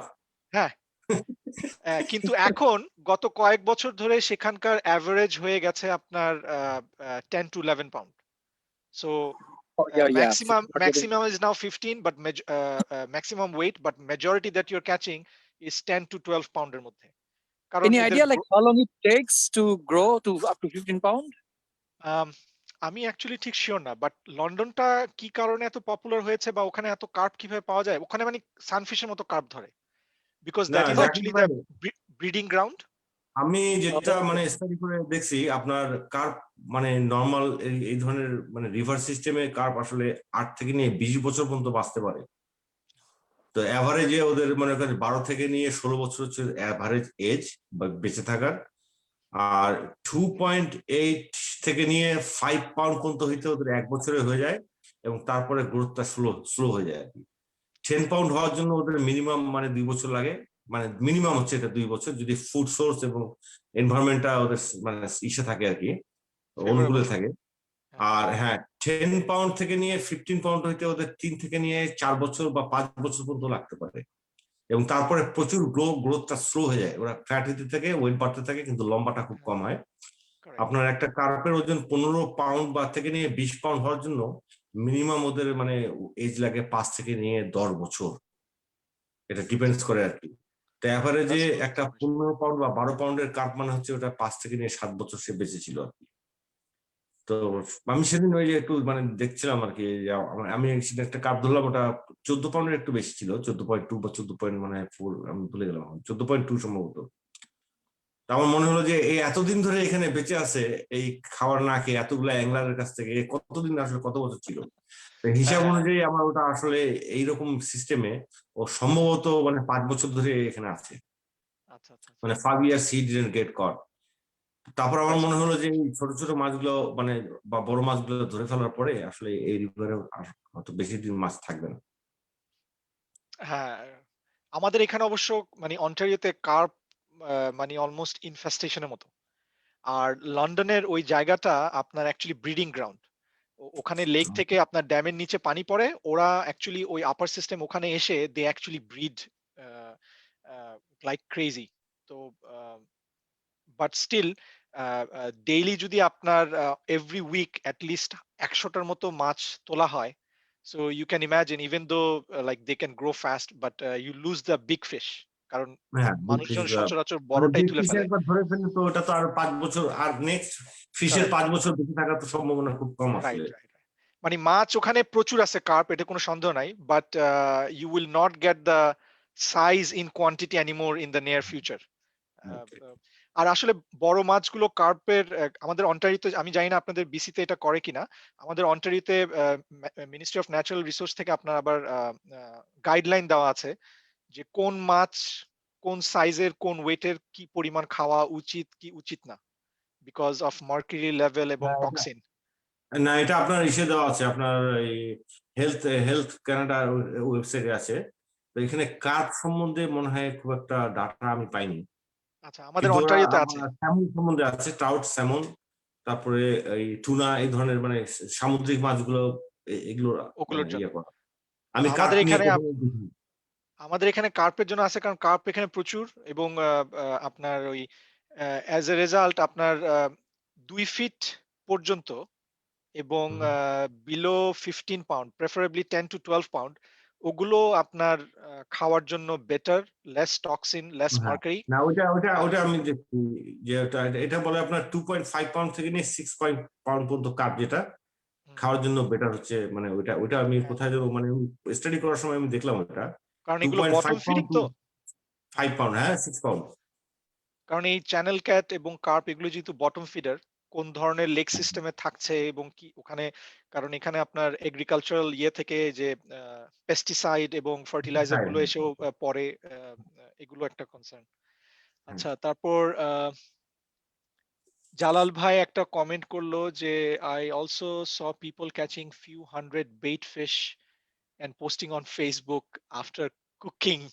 Yes, that is actually a problem. কারণ অন্টারিওতে অনেকে বেইট ফিশকে আপনার ছোট কেচকি মাছ মানে ছোট ছোট মাছের মতো করে নিয়ে বাসায় রান্না করে, কিন্তু আমাদের এখানে আসলে বেইট ফিশ লিগালি অ্যালাউড 120টার বেশি না per person on a daily basis. So কেউ যদি এবং আমি এখানে শুনেছিও যে অনেকে আপনার এটার জন্য এখানে অ্যাকচুয়ালি দে গট পিনালাইজড। ওই জাকি ভাই যেরকম বলছিল আপনাদের ওখানে হাইয়েস্ট রেকর্ড সামথিং 56,000, থ্যাঙ্কফুলি আমাদের এখানে সেটা এরকম না। বাট আমাদের কমিউনিটি থেকে আপনার এবং অন্যান্য কমিউনিটি থেকেও I mean we have seen যে প্রচুর এই ধরনের লিগ্যাল লসুট, $5,000-6,000 ইনক্লুডিং জেল পর্যন্ত হয়েছে লিমিটের বাইরে, সিজনের বাইরে ধরার জন্য। সো হ্যাঁ, জাল ভাই, thank you to pointing it out. Actually minnow অন্টারিওতে পার পার্সন 120টার বেশি পজেশনে রাখা অ্যালাউড না যখন ফিশিং জন্য করা হচ্ছে, এবং বাসায় নিয়ে যদি খেতে যান 120টা মিনো নিয়ে বাসায় খেতে যাওয়া সম্ভব। এবং যদি মিনো খেতে আপনাদের ভালো লাগে তাহলে যেটা বলবো যে পুরো পরিবার নিয়ে যাবেন, তাহলে পার হেড 100, 120 করে, I think that is enough to satisfy your hunger and taste requirement. 120টা মিনো কিভাবে ধরা হয়? যে আমাদের net এখানে দিয়ে? মিনো নেট দিয়ে, হ্যাঁ মিনো নেট ও দিয়ে আচ্ছা, ধরা নেটিং সম্ভব। অ্যালাউড। ওকে। ও আচ্ছা, আপনাদের লাইভ ওখানে বেট অ্যালাউড আছে অন্টারিওতে, কোনো নেট আমাদের অ্যালাউড না? কোনো লাইভ বেট নেই। আপনাদের ওখানে কার্প কি নরমাল অ্যাংলিং ছাড়া অন্য কোনো ভাবে ধরা সম্ভব? না, না, শুধুই অ্যাংলিং। নট ইন আচ্ছা। রিজন 2, আমাদের এই ভ্যাঙ্কুভারে না, কিন্তু আপনার ভ্যাঙ্কুভারের বাইরে দুইটা রিজন 8 আর রিজন 2, ওইখানে আপনি মানে বো ফিশিং Bow করা fishing। করতে পারবেন। কিন্তু আমরা যেখানে ভ্যাঙ্কুভারে আছি এটা বলছে আমাদের রিজন 2। হ্যাঁ। রিজন 2 তে কার্প, শুধু কার্প না, আমাদের শুধুমাত্র একটা হুক এবং একটা লাইন যে কোনো মাছের জন্য। আচ্ছা আচ্ছা, আমাদের অন্টারিওতে কিন্তু আপনার কার্প এবং আরো কয়েকটা পার্টিকুলার স্পিসিস আপনার বো ফিশিং করা সম্ভব, স্পিয়ার ফিশিং করা সম্ভব কার্পকে, এবং নেট দিয়েও ধরা সম্ভব।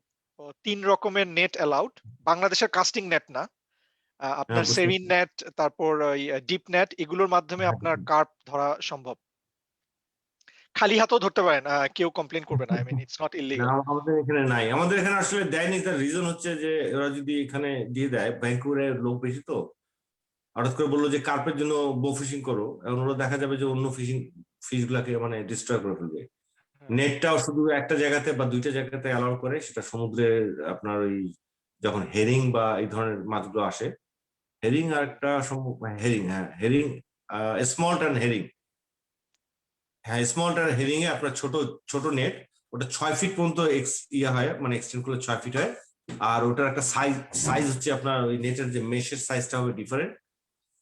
তো ওইখানে শুধুমাত্র অ্যালাউ, কিন্তু কোনো রিভার সিস্টেম যেখানে ফ্লো হচ্ছে রিভার, সেখানে আমাদের কোনো, শুধু কেউ যদি মানে ফিশিং করতে চায় recreational fishing, only one hook and one line আর ওয়ান, মানে একটা ছিপ আর কি, আচ্ছা, বড়শি। Unless you are a boat alone, then you get 2। বোটে যদি একা কেউ থাকে তাহলে সে দুটো ইউজ করতে দুটো পারবে, রড ফেলতে পারবে। ট্রলিং করতে হবে, একটা ধরবে এরকম আর কি। আচ্ছা, অন দ্যাট কোনো লাইভ বেট সাবজেক্ট ম্যাটার, আমাদের আমরা লাইভ বেট করতে পারি না। লাইভ দিয়ে ধরতে পারেন না? না, লাইভ বেট আপনি কোথাও বিসির কোথাও অ্যালাউ না।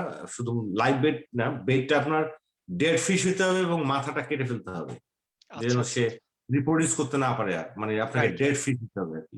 Dead Correct. ফিশ প্রমাণ করার জন্য ওটা যে লাইভ ছিল না, আসলে ওর মাথাটা কেটে আপনাকে মানে পানিতে ফেলতে হবে। আচ্ছা আচ্ছা আচ্ছা আচ্ছা। আমাদের অন্টারিওতে এই বছর for the first time introduce করছে যে আমরা কার্পের জন্য 3টা রড ফেলতে পারবো। আচ্ছা আহ, আচ্ছা, কার কি ওইখানে কনসিডার করে আপনার ইনভেসিভ হিসেবে না? ইয়েস, ইয়েস, কার কিন্তু ইনভেসিভ। আপনার মানে 1900 সালের প্রথম দিকে মানে 1883 তে সম্ভবত 1883 না 1883 মানে প্রায় অলমোস্ট 150 বছর হয়ে গেছে। ইউরোপ থেকে মনে করেন যে নিয়ে আসছিল এরা বা এশিয়া থেকে আপনার আমেরিকার নদীগুলোতে বা কানাডার কিছু কিছু জায়গায় আপনার ইন্ট্রোডিউস করছিল ওরা বটম থেকে ক্লিন করার জন্য পানি। 1800, হ্যাঁ 1883 if I am not wrong, first introduce here.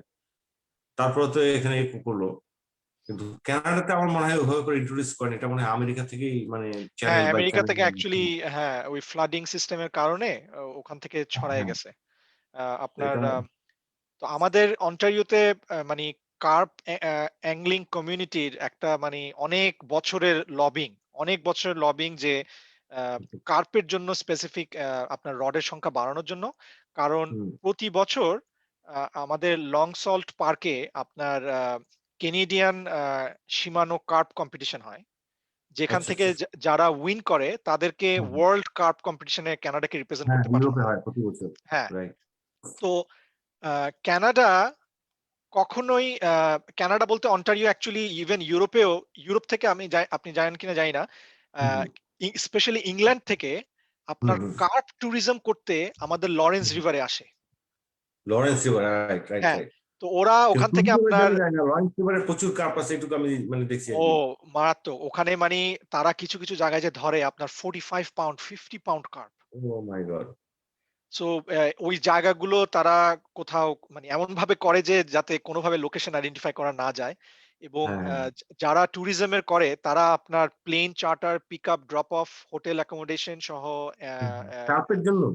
হ্যাঁ কার্পের জন্য। তো ও এই মাই গড। ইউরোপ থেকে ওরা এসে 7 দিন 10 দিন বা 15 দিন থাকে, এবং তারা শুধু যেটা করে ঘুমায়, তাদেরকে সকালবেলায় নিয়ে স্পটে রেখে আসে, সন্ধ্যার সময় গিয়ে তুলে নিয়ে আসে। তারা খালি কার্প ধরে, ছাড়ে, ধরে, ছাড়ে, আহ, আহ, বাস এটা করে।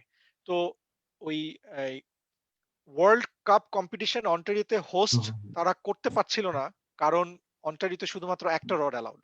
আচ্ছা আচ্ছা আচ্ছা। তো এখন যেহেতু এই বছর থেকে আপনার 3টা রড অ্যালাউ করছে, তো খুব সম্ভবত maybe in the coming years 2-3 বছরের মধ্যে হয়তোবা আমাদের অন্টারিওতে international world cup tournament host করা হবে। ও, এর আগে তো করছে আপনার মানে সম্ভবত 2020 তে করলো ফ্রান্সে।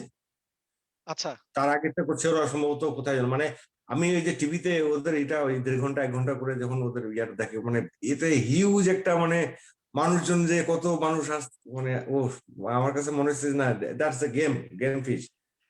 কিন্তু যে বিশাল। আমি এখানে আমরা স্যামন ধরার পরে লোকজন মানে আমরা শুনতে বাধ্য হয়েছি যে এটা বুড়াদের ফিশিং, বসে থাকা লাগে। ইটস আ লেজি কিন্তু ফিশিং, ইটস কোনো সন্দেহ নাই, ইটস আ হ্যাঁ, লেজি ম্যানস ফিশিং। আমার কাছে মনে হচ্ছে লেজি, কিন্তু তারপরে ওই যখন মানে স্যাটিসফ্যাকশনটা হয় যখন সাকসেসফুল হয়ে যায়। Right, right. কারণ আপনি 15 জন 10 জন একসঙ্গে দেখি যে বসে আছে, কারোটা খাচ্ছে না, আপনারটা খেয়ে ফেললো, একটা বড় মাছ পেলেন, বা এই ধরনের যে আনন্দগুলো, বা নতুন একটা জায়গা খুঁজে বের করা যে এখানে খাচ্ছে না, ঠিক আছে আরেক জায়গায় যাই, জাকির ভাই যেটা বললো আর কি। কারেক্ট। আমরা প্রায় সময় দেখি যে হয়তো একটা জায়গায় আমরা সাকসেসফুল হয়েছি, আমরা জানি যে এখানে মাছ আছে, ওখানে হয়তো সারাদিন থাকলে আমি হয়তো আরো 2টা মাছ নিতে পারবো বা ধরতে পারবো বা ক্যাচ এন্ড রিলিজ করতে পারবো, যেটাই হোক। তারপর আমাদের মনে হয় না, once we get some test that we can do something here, যে আমরা এখানে তো মাছ ধরতে পারছি, ঠিক আছে চলে আমরা অন্য জায়গায় তাহলে দেখি, তখন আমরা এক্সপ্লোর করি। হয়তো ওই পুলটা বাদ দিয়ে, ওই হোলটা বাদ দিয়ে, বা ওই রিভারটা বাদ দিয়ে অন্য রিভার সিস্টেমে অন্য জায়গায় যেয়ে দেখি যে এখানে কেমন হয়। ওটাকেই আর কি মানে মনে হয় যে ভালো লাগে রাইট। আর ওই কি। আমারও অ্যাকচুয়ালি ফিশিং এর পেছনে যদিও আমি আপনাদের মতো না মাছ মাঝে মধ্যে খাই, বাট আমার ফিশিং এর মেইন মোটিভেশন হলো যে actually to go out of the city in a quiet হ্যাঁ calm right place and enjoy the experience. মানে মাছ রাইট। পাওয়াটা আমার জন্য মেইন মোটিভেশন না, মানে the whole experience and planning and going with close friends and spending the time in a ও come quite হ্যাঁ, নাইস এটা প্লেস। এটার ব্যাপারে একটা কথা বলি, জাকির ভাই শুনতে পাচ্ছে কিনা জানি না, বা শুনছে কিনা। আমি আর জাকির শুনি ভাই শুনি। একবার আমরা, হ্যাঁ আমি জাকির ভাই একবার ইউএস গেলাম আমরা ধরতে। এখান থেকে প্রায় আমাদের মানে 600 থেকে 650 কিলোমিটার ড্রাইভ করে, আচ্ছা, আমি ড্রাইভ করে নিয়ে গেলাম, গিয়ে ওখানে আমরা 3 ঘন্টা ঘুমাই, সকাল থেকে মাছ ধরা শুরু করলাম। আচ্ছা সারাদিন মাছ ধরলাম, মাছ ধরার পরে সন্ধ্যার দিকে জাকিব ভাই আবার ব্যাক করবে, জাকিব ভাই ড্রাইভ করলো, করার পরে হঠাৎ করে আমরা ছবিতে জাকিব ভাই ইয়ে বের করে আমরা ওখানে একটা দুটো ছবি তুলছি। জয় ভাই ওই ওই পারে দেখছেন একটা পাহাড়, এমন হচ্ছে পাহাড় কোথায়, ওখানে তো কোনো পাহাড় নাই। না এই দেখেন ছবিতে আছে ওই পারে পাহাড়, নদীর ওই পাশটা হচ্ছে পাহাড়, বিরাট বড় পাহাড়। আমাকে তখন জাকিব ভাই জিজ্ঞেস করছে নদীর উপরে কি ছিল জানেন, না আমি কিছুই দেখিনি। জাকিব ভাই দেখেনি ওই পারে পাহাড়, আমিও দেখিনি ওই পারে যে কি আছে জানি না। আমাদের সমস্ত ফোকাস ছিল সামনে, আমাদের ছিপের ডগায় কাস্ট করি আর টানে নিয়ে আসি আর মাছ ধরে ভিতরে ঢুকাই। মানে আমাদের দুনিয়া থেকে বের হয়ে যাওয়ার জন্য আপনার একটা রিভার সিস্টেম বা ফিশিং ইজ মানে এনাফ। আপনার শুধু দুনিয়া না, আপনি সবকিছু ভুলে যেতে পারেন। এই যে জাকিব ভাই বলে এটা এক ধরনের মানে কি বলবো মানে কনসেন্ট্রেশনের মানে চূড়ান্ত পর্যায়ে মানে গেলে মানুষ এই কাজটা করতে পারে। চোখের সামনে আর কিছু থাকে না, শুধু সুতা বা ওই রডটা আর ওই ফাতনাটা, ব্যাস। that's true, that's true. Seriously কোন জায়গায় গেলে yeah, I can relate, I can relate. যেটা আর ওই যেটা জয় ভাই বলছিল যে ইয়ের কথাটা, যে আপনি যেদিন ফিশিং করতে গেলাম 6 আওয়ার্স ড্রাইভ করে, আমি কিন্তু আসলে ফ্লাই করে আগে রাতে এসেছি সিঙ্গাপুর থেকে, এসে 6 আওয়ার ড্রাইভ করে ফিশিং Wow. করে ফিরে এসে আবার 6 আওয়ার ড্রাইভ করে ফিরে এসে ওভারনাইট থেকে আমি সিঙ্গাপুর ফ্লাই করে চলে গেছি। আমি শুধু শেড ধরার জন্য সিঙ্গাপুরে, সিঙ্গাপুর থেকে আসছিল হ্যাঁ আমি সিঙ্গাপুরের অফিসে মানে শেড কাউন্টের নাম্বারটা ওপেন করে রেখেছি এবং আমি অফিসে বলে রাখছি যখনই শেড কাউন্ট হাই হবে আমি উইদিন 24 আওয়ার্স নোটিস চলে যাব। আসলে আমি 18 আওয়ার্স নোটিসে অফিস থেকে বের হয়ে চলে আসছি মাছ ধরতে। আচ্ছা আচ্ছা That's আচ্ছা crazy a bit. I don't think that's too much. I'm pretty sure. I don't think anyone should do that much. But I feel really happy because then I get focused and yeah, that's good, mashallah. that's good. So it's already Uh, saved. Yeah. তারপর রাসেল ভাই বলল কিছু tackle এবং rod নিয়ে কথা বলতে। আচ্ছা রাসেল ভাই দেখি আমাদের সময় থাকলে একটু অ্যাড করব। দেখি আর কোনো শর্ট কমেন্ট কোশ্চেন আছে কিনা। হ্যাঁ, আচ্ছা রাসেল ভাই আবার জিজ্ঞেস করলো is it true starting this year? Yes, actually অন্টারিওতে 3টা রড অ্যালাউড সবার জন্য। কিন্তু সেখানে কিছু রেস্ট্রিকশন আছে যে আপনার 3টা রড একটা থেকে আরেকটা ম্যাক্সিমাম 6 ফিটের বেশি হতে পারবে না। সো মানে আমি মাশাআল্লাহ পুরা 100 ফিট এলাকা নিয়ে আমার 3টা রড ফেলতে পারবো না। সো আমার 3টা রড এবং কাস্টিং লাইনের ডিসটেন্স ম্যাক্সিমাম হতে হবে 6 ফিট। সো যাতে অন্যান্য কেউ যদি আমার পাশে এসে দাঁড়ায় তারাও যাতে পায়। তো তার মানে আমি 6 ফিট দূরে আমাকে স্ট্রেইট মারতে হবে। আমি মানে একই 6 ফিট দূরে রেখে এখানে একটা আরেকটা 100 ফিট অ্যাঙ্গেলে এভাবে ফেলা যাবে না। So line has to be 6 feet apart maximum. আর এবং ওই কার্প ফিশিং এর জন্য বেইট হতে হবে plant based. So plant based bait কার্পের জন্য ইউজ করতে হবে। চার্মিং ইজ অ্যালাউড অ্যাজ ইউজুয়াল। কোনো আর্টিফিশিয়াল বেইট ইউজ করা যাবে না। সো এগুলো হলো গিয়ে রেস্ট্রিকশন যদি 3টা রড দিয়ে কার্প ধরা হয়। জালাল ভাই বলল bait fish can't be transported between different water bodies. Correct, অন্টারিওতে এটা এখন স্ট্রিক্ট রেস্ট্রিকশন করে দিয়েছে যে আমরা যদি মিনো নিয়ে বের হই ফিশিং করতে, আমাদেরকে আমাদের মিনো ওই জোনের মিনো হতে হবে। তো তার মানে আমরা জোন 16 থেকে মিনো নিয়ে জোন 17 এ ফিশিং করতে যেতে পারবো না। এবং অন্টারিওর রেগুলেশনে এটা রিকোয়ারমেন্ট মিনো কিনলে মিনোর রিসিট রাখার জন্য। কারণ এমএনআর ওয়ার্ডেন বা পুলিশ যদি এসে চেক করে, you have to show the receipt যে এটা লোকাল জোনের বেট শপ থেকে কেনা হয়েছে কিনা হয় নাই। সো এবং জয় ভাইও কাইন্ড অফ বিসির ব্যাপারে এটা বলল যে এই রেস্ট্রিকশনটা রাখার পিছনে কারণ হলো যাতে একটা ওয়াটার বডির ফাঙ্গাস বা ব্যাকটেরিয়াল এনি ইনফেকশন বা এই ধরনের জিনিস যাতে আরেকটা ওয়াটার বডিতে গিয়ে কন্টামিনেট না করে, সেই জন্য এই রেস্ট্রিকশনটা। রাসেল ভাই বলল carpology is a great source for carp fishing information. Yes, আমি জানি না জয় ভাই আপনারা জানেন কিনা কার্পোলজি বলে কিছু। I forgot, Russell bhai, if you could elaborate a little bit. I think একটা ওয়েবসাইট আছে যেখানে they talk about everything to do with carp এবং সায়েন্স, কিভাবে বোঝা কার্প কোথায় আছে, কোথায় মুভ করে, কেমনে ওদেরকে মানে অ্যাট্রাক্ট করার জন্য। It's are a different game. আমি একটু yes, বলে নিই আপনাকে কার্প সম্বন্ধে। মানে আপনার ম্যাক্সিমাম যত লেখা বা যত রকমের ইয়েগুলো দেখি আইদার খুব কম আছে, মানে হয়তো 10% বা 5%ও না, যেটা আমাদের অন্টারিও থেকে হয়। আর 95% আমি বলবো সব ইংল্যান্ডের বা ইউরোপীয় সাইড Yes. গুলো যে কাপ যে ইয়াগুলো।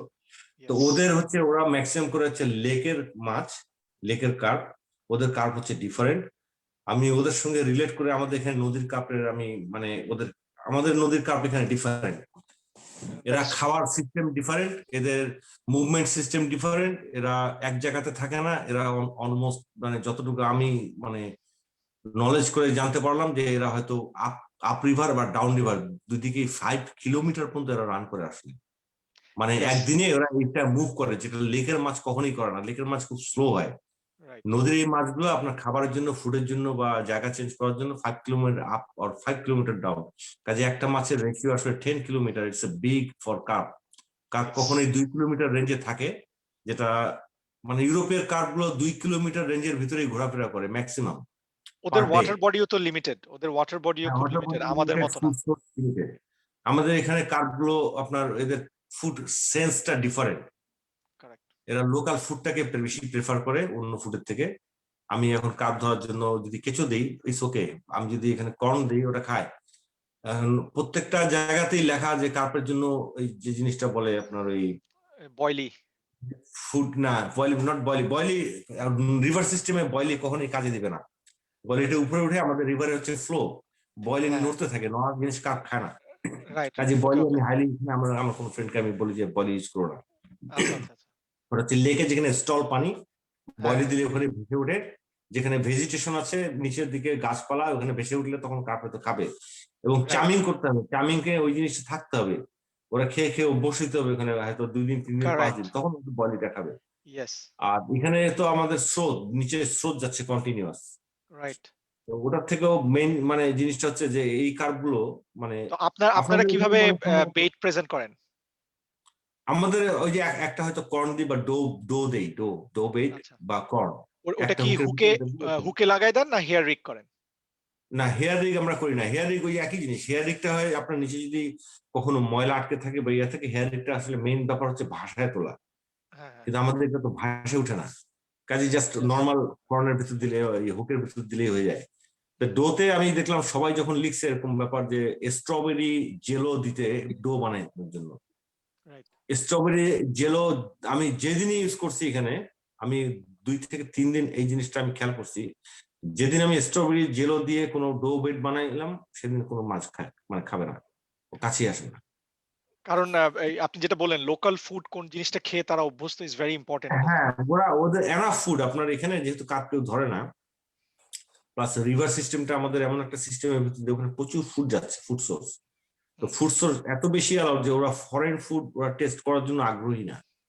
আর অভ্যস্ত হতো না। একবার একটু একটু নিয়ে টেস্ট করে, ওরা যখন ইন্সপেক্ট করে, কাপ তো ইন্সপেক্ট করে খায়, ইন্সপেকশনের সময় ওরা রিজেক্ট করে ওইটাকে, যে না আমি এটা খাবো না, এটা ফরেন ফুড।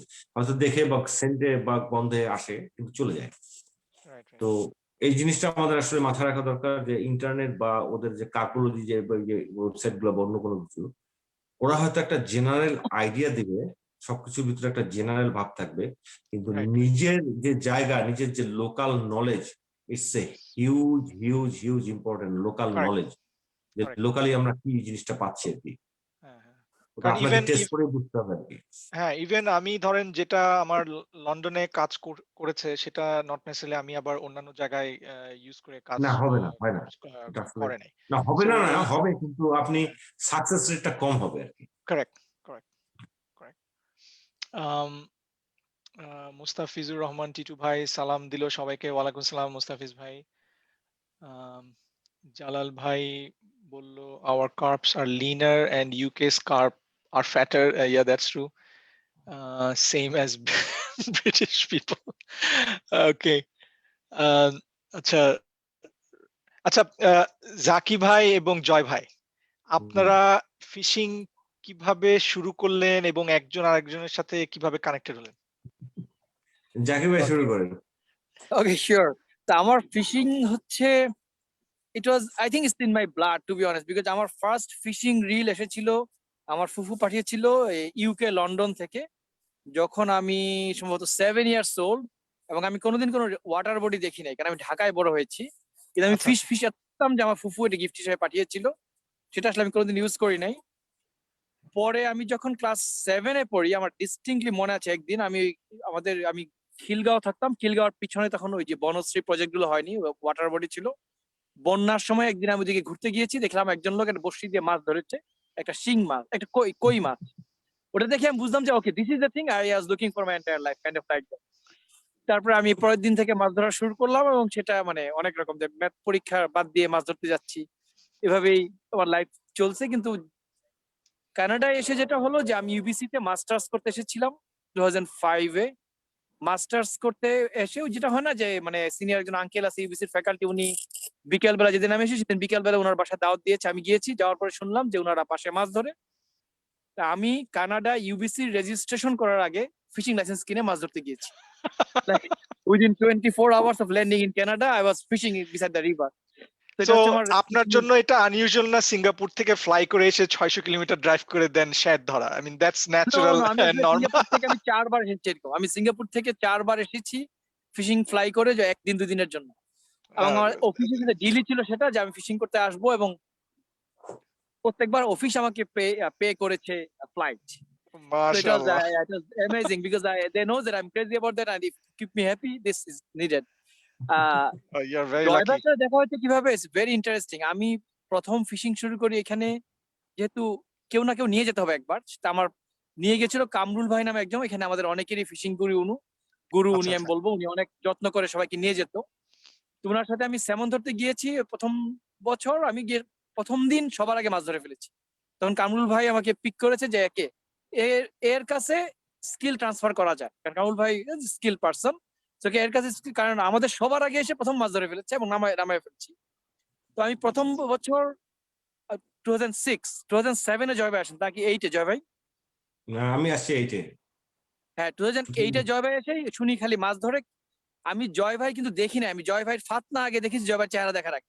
কারণ আমি যে জায়গায় মাছ ধরতাম সেখান থেকে আমি শুনি যে জয় নামে একজন বাঙালি আছে, যে আমাদের থেকে ধরেন 200 মিটার আপে ধরছে, তার চেহারা দেখা যায় না, কারণ এই ক্যানিয়ন রিভার, কিন্তু তার ফ্লোট প্রায় ভেসে আসে আমাদের এদিকে, এবং মাছ ধরলে মাছ তো নেমে আসে।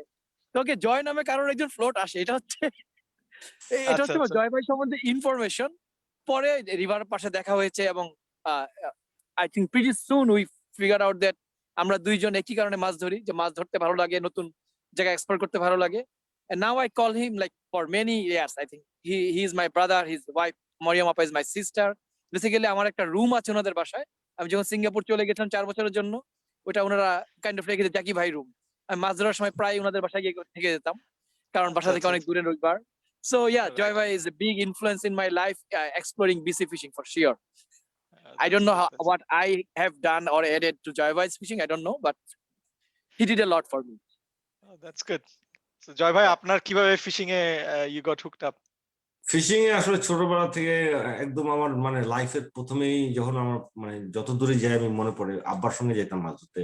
আমরা তখন বাংলাদেশে খুলনায় রূপসা নদীতে আমরা চিংড়ি মাছ বা ছোট ছোট মাছ এগুলো ধরতাম।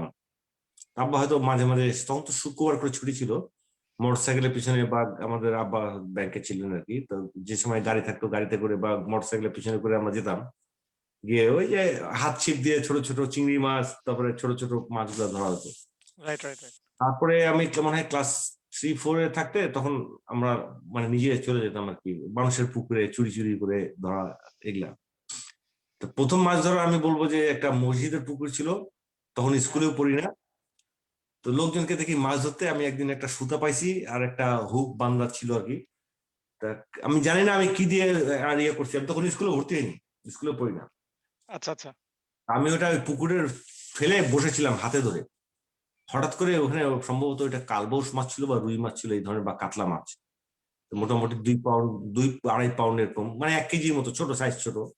হঠাৎ করে একটা মাছ খাওয়ার পর ওটা আমি টেনে উপরে তুলছি, কোথা থেকে একটা লোক এসে আমাকে মানে বকা টকা দিয়ে, এই ইসের পুকুরে মাছ ধরো, মাছ দাও, সে আমার মাছটা নিয়ে চলে গেছে আর কি। আচ্ছা। ওইটুকু আমার মনে আছে, মানে ছোটবেলায়, যে আমি খুব মানে ভয়ঙ্কর এক লোক এসে আমার কাছ থেকে মাছ নিয়ে চলে গেল, আমি মাছ ধরলাম। যেটা হচ্ছে আমার ফার্স্ট মেমোরি, ওইটাই আছে যে ওইটা আমার প্রথম মাছ ধরা।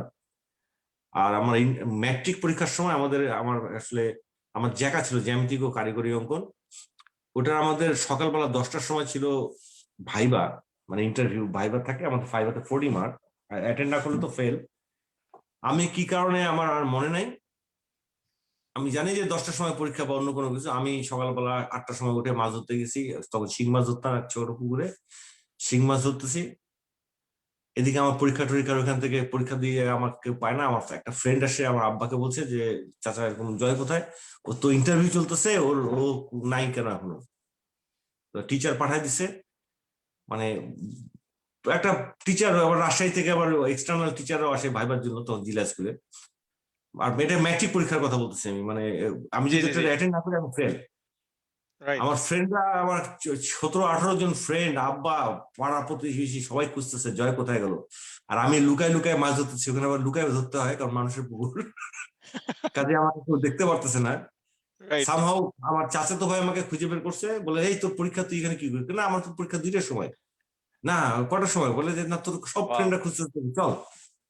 সাথে সাথে বেরোয় আসি, আব্বা তখন মোটরসাইকেল ছিল, মোটরসাইকেলে করে নিয়ে গেছে, যাওয়ার পরে ওখানে তখন ওর টিচাররা বললো যে ঠিক আছে আমাদের তো লাস্ট ইন্টারভিউ হয়ে গেছে, তো ওকে আমরা জেলা স্কুলের সঙ্গে, আমি তখন ক্যান্ট পাবলিকে, জেলা স্কুলের ইন্টারভিউ শুরু হবে 2টার সময়, তুমি 2টার সময় এখানে থাকো, তোমার ফার্স্ট নিয়ে তারপর আমরা ব্যবস্থা করবো।